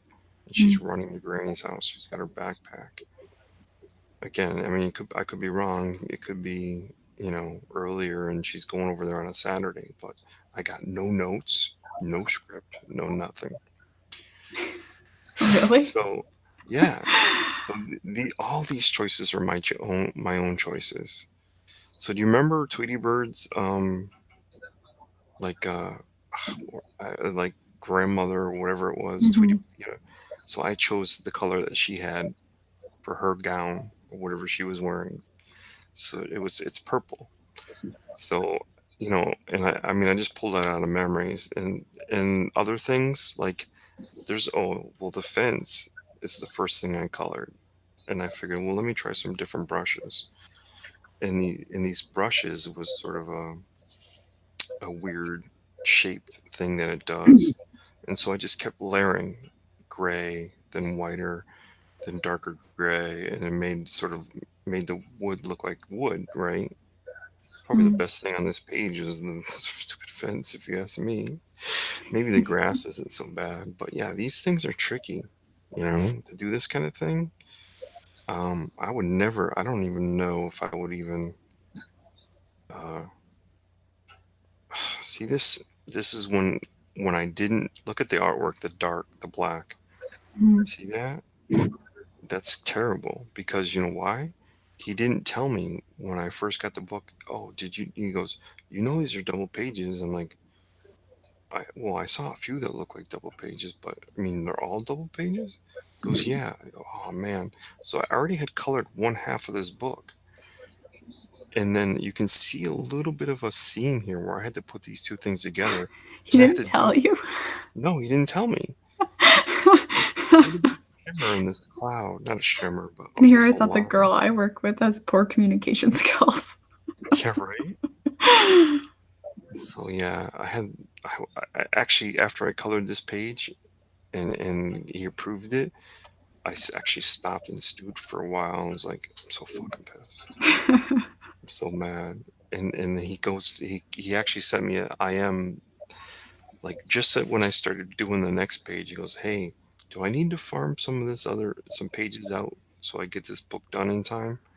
I said, "No, but I'll tell you the truth. I was really pissed because I have no notes. I have no script. Nobody's made color choices. Like you could actually have sent me the scans and then mailed me a copy of choices, like just a little magic marker circle. I want her dressed purple. I want this couch orange. I want this bag pink or whatever. You could have done that, but you didn't even do that. Every single choice is up to me. And then I got to bring it to you and show you. And you go, well, fix this or change that. I said, this is not the easy way to work, you know? And I got to tell you, I was kind of frustrated to find out that I had to splice all these pages together Well, because you could have I drawn think them. he should have done that. Right. He could have drawn them on some nice Strathmore and then brought me all the pages and I could have scanned them with my scanner, but he didn't even do that. So yeah, this has been a rough go and I had to take a couple of days where I had to sort of get pissed about it a little bit, you know. But I'm over it now and I'm back to working on it.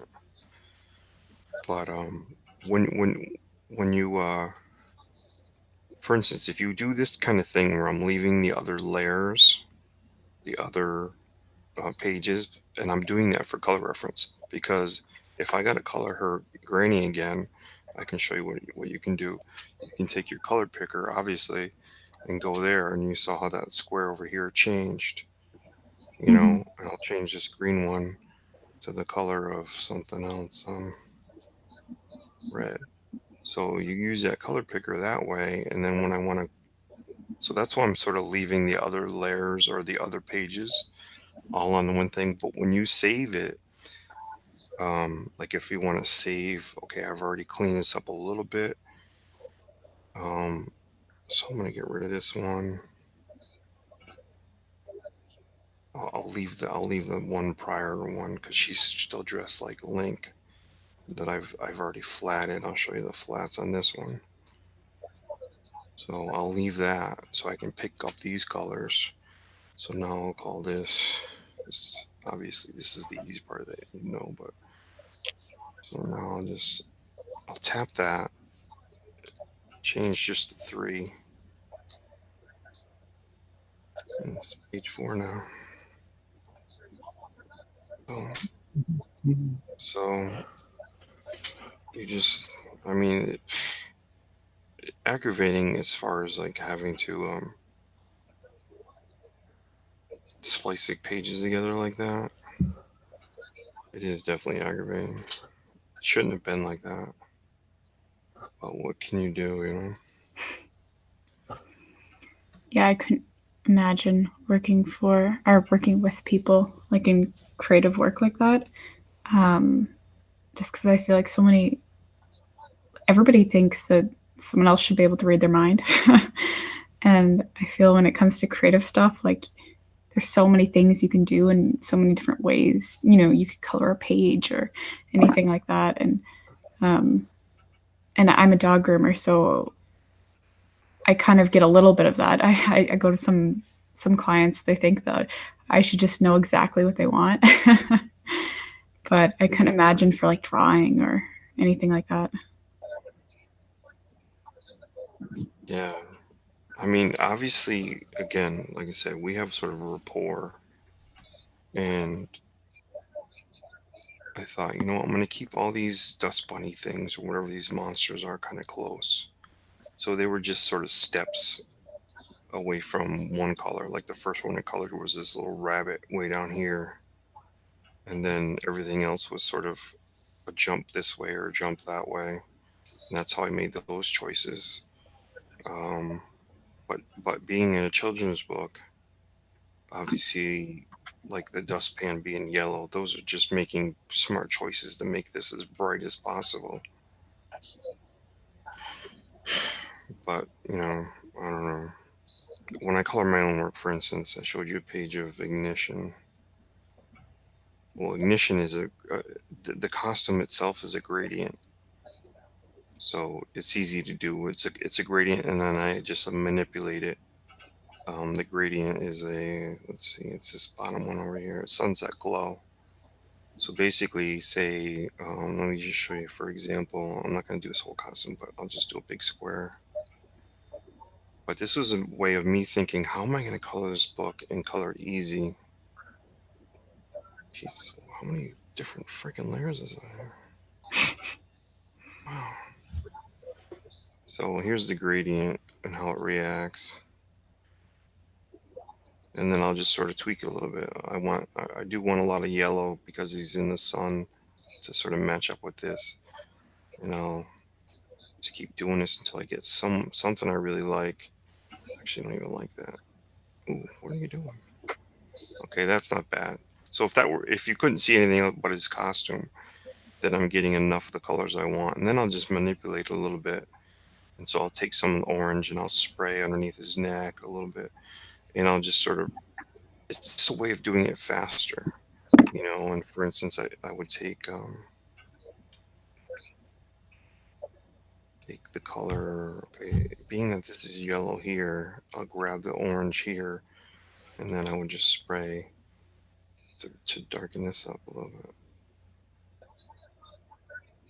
bit. And that's the idea of that whole ignition thing is to color quick.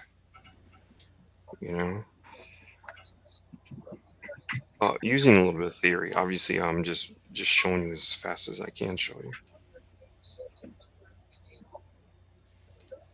Whoa. But when I color pages, I won't even go there. Nope. Okay, like this page, right? Well, I'm gonna go grab some people who I know I like their colors, and I'm gonna grab some examples, and then I'll sort of keep them in my viewer in my slideshow, and then just look at their examples and go, okay, this is gonna be this time of day, that time of day, and that's how I color, because I don't think I know enough theory yet to just go it on my own. So I'll take, okay, say Marte Garcia colors comics. He colors a lot of Spider-Man books, and so I'll take this because Ignition's asleep. So we'll say this is midday, and I'll go look for some example of his coloring on midday, and the color choices he made, and how he uses the light and stuff. And I'll find some of his examples that have people in them, and then I'll just sort of kind of follow that as a guide. Do you ever color by following the flow of the story? I was in a class once, and I remember the prof was talking about like your different choices of coloring depending on like if it's the climax of the story or if it's just a really slow moment in the story, and just kind of like changing your colors as the story goes. Yeah, that's a part of color theory, right? And there's another word for that. Something. Shoot. I have some examples of what you're talking about saved. Mm-hmm. In like my favorites, as far as like refreshing my brain on what the type of thing you're talking about. For instance, moments of anger or moments of action and how to color those. But it gets tricky because, like I said, it's easier for me to take people whose work I like, and I'm trying to sort of mimic, Mm-hmm. and then just go with that in the sense of finding their best example for what I'm doing at the moment. Obviously, this is an indoor page, and how the light would be. Well, he was asleep, so light's gonna be coming in from somewhere. So one of his windows or whatever that you don't see. So I'm gonna have to use that on certain angles and stuff. So I'll just try to find those examples. I have tons and tons of pages of comics saved, issues of comics saved, screenshots of comics saved, all in my files. So a lot of it is just grabbed from shit. Oops. Coloring examples, right? So this is all different artists up here by alphabetical order. But I made one folder for colorists that I really like. And I was talking about Marte Garcia, which is down here. And he uses a lot of purples and really, really weird greens. But now, for instance, this is a battle and there's fire. Mm. So if I needed to do something like this is a perfect example. What I would do is come in here, grab this, and just sort of look at it for a while and go, okay, I see what he's doing. There's not a lot of reflective light though, so I'm wondering if maybe this fire, like fire, should reflect light. So I'm actually looking at this, going, man, I might actually do this face over here even brighter than he did. Because what's sucking, like, what is sucking the light off the fire? I get that it's red and stuff, but still, what's so? I might use this as a guide, but think about it differently than he did. Um,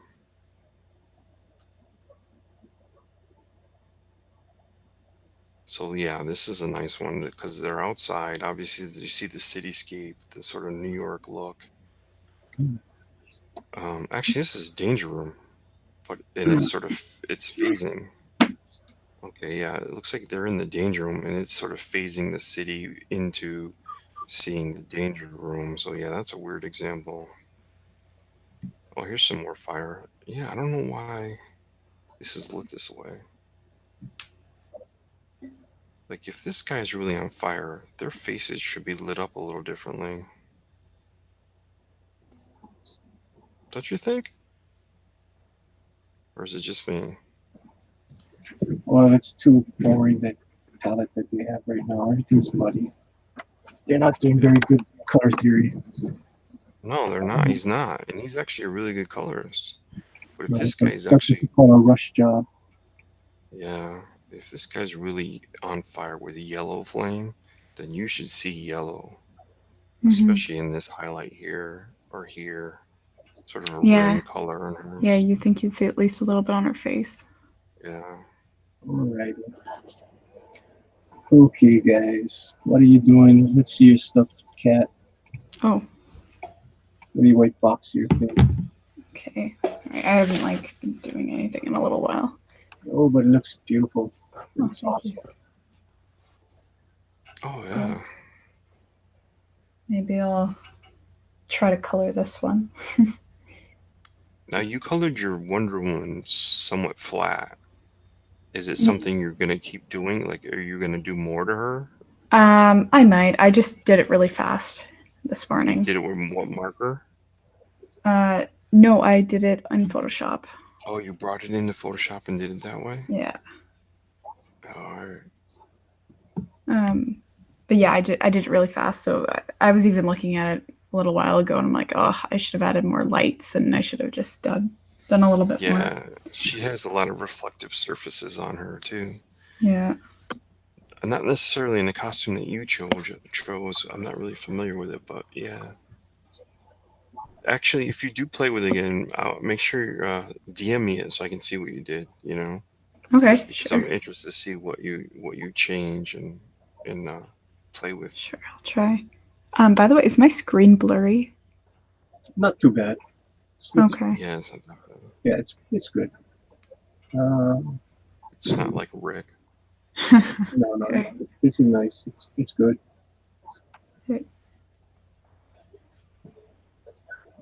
The only thing I would Ooh, do. you just made it better for a second. Yeah. Wait, it went back to the way it was. You had it really sharp. I'm not touching anything, and for me, it looks fine on my computer. But when I see that When I see it on Google Hangouts right now, it just looks really blurry. I don't know why. Well, on the screen, what everybody's seeing, it's good. Okay. It's really nice, which is good. Ooh, Tweet it out ooh. and I'll capture it. I'll show it It was to you just excellent for a tomorrow or second. something. It's getting to that time. I need to start going to sleep early again. 3-day weekend is bad. It's 2:30 in the morning right now. I should go to sleep.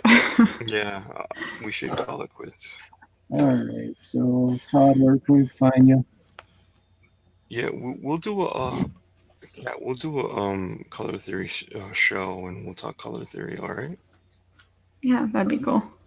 That would be cool because maybe there's some things I can learn from you, and we'll get Manny involved because Manny actually can paint. We'll do it on Todd's show because color theory is not what the people want to see.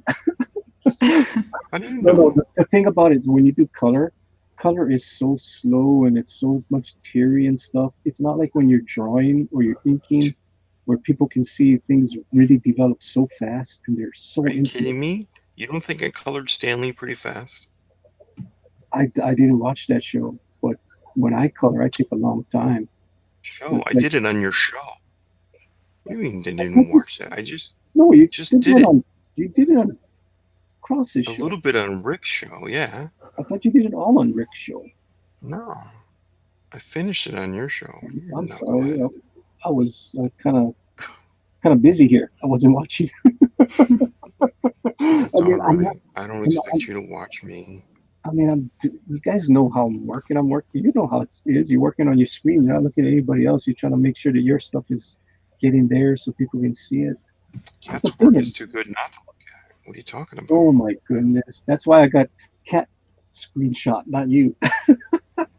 Oh, when you do this Sue Storm, right? Is she touching the outer wall of her bubble or whatever? Yeah. Put little circles of white in her fingertips as if it's making contact. Mm. Do you know what I mean? Yeah, maybe. I'm just little ovals of clear, and it'll look like she's actually touching it. I just wasn't sure what, like, I guess I don't know what her barrier would be like if it would actually be like she's touching glass or not. Yeah, the look when it gets colored, when you see it colored, it actually looks like she's sort of touching glass. Oh, okay. It sort of makes sort of a contact point, and it'll change the surface of her glove. Mm. Yeah, maybe I'll change that when I color it. All right, so let's say goodbye now, Todd. All right. Yeah, you can find me at Marooney Todd on Twitter, and obviously subscribe to my channel because tomorrow I have Mike Barron, creator of Nexus, and a lot of other books. He's written tons of. He actually wrote Batman, a really cool Batman miniseries. So I'm gonna have him on, and we're gonna be talking about cautionary comics and some of the things he's done over his life. Sounds great. Awesome. And thanks for having me. Kat, where can we find you? Yeah, you can just find me on Twitter. I'm not gonna say out the whole thing. Just Kat on Twitter. You find Kat on Twitter, and you can find her pretty much. Does she come on your stuff, Todd? What? I'm around. You can find her on the fan edition. You can find the old fan edition. 8261997. She's not a regular here, but she does jump on here a lot. So I'm happy that you do jump on here. It's fun. I like drawing with other people. Yeah, give us a little different perspective. Some of these guys get out of hand.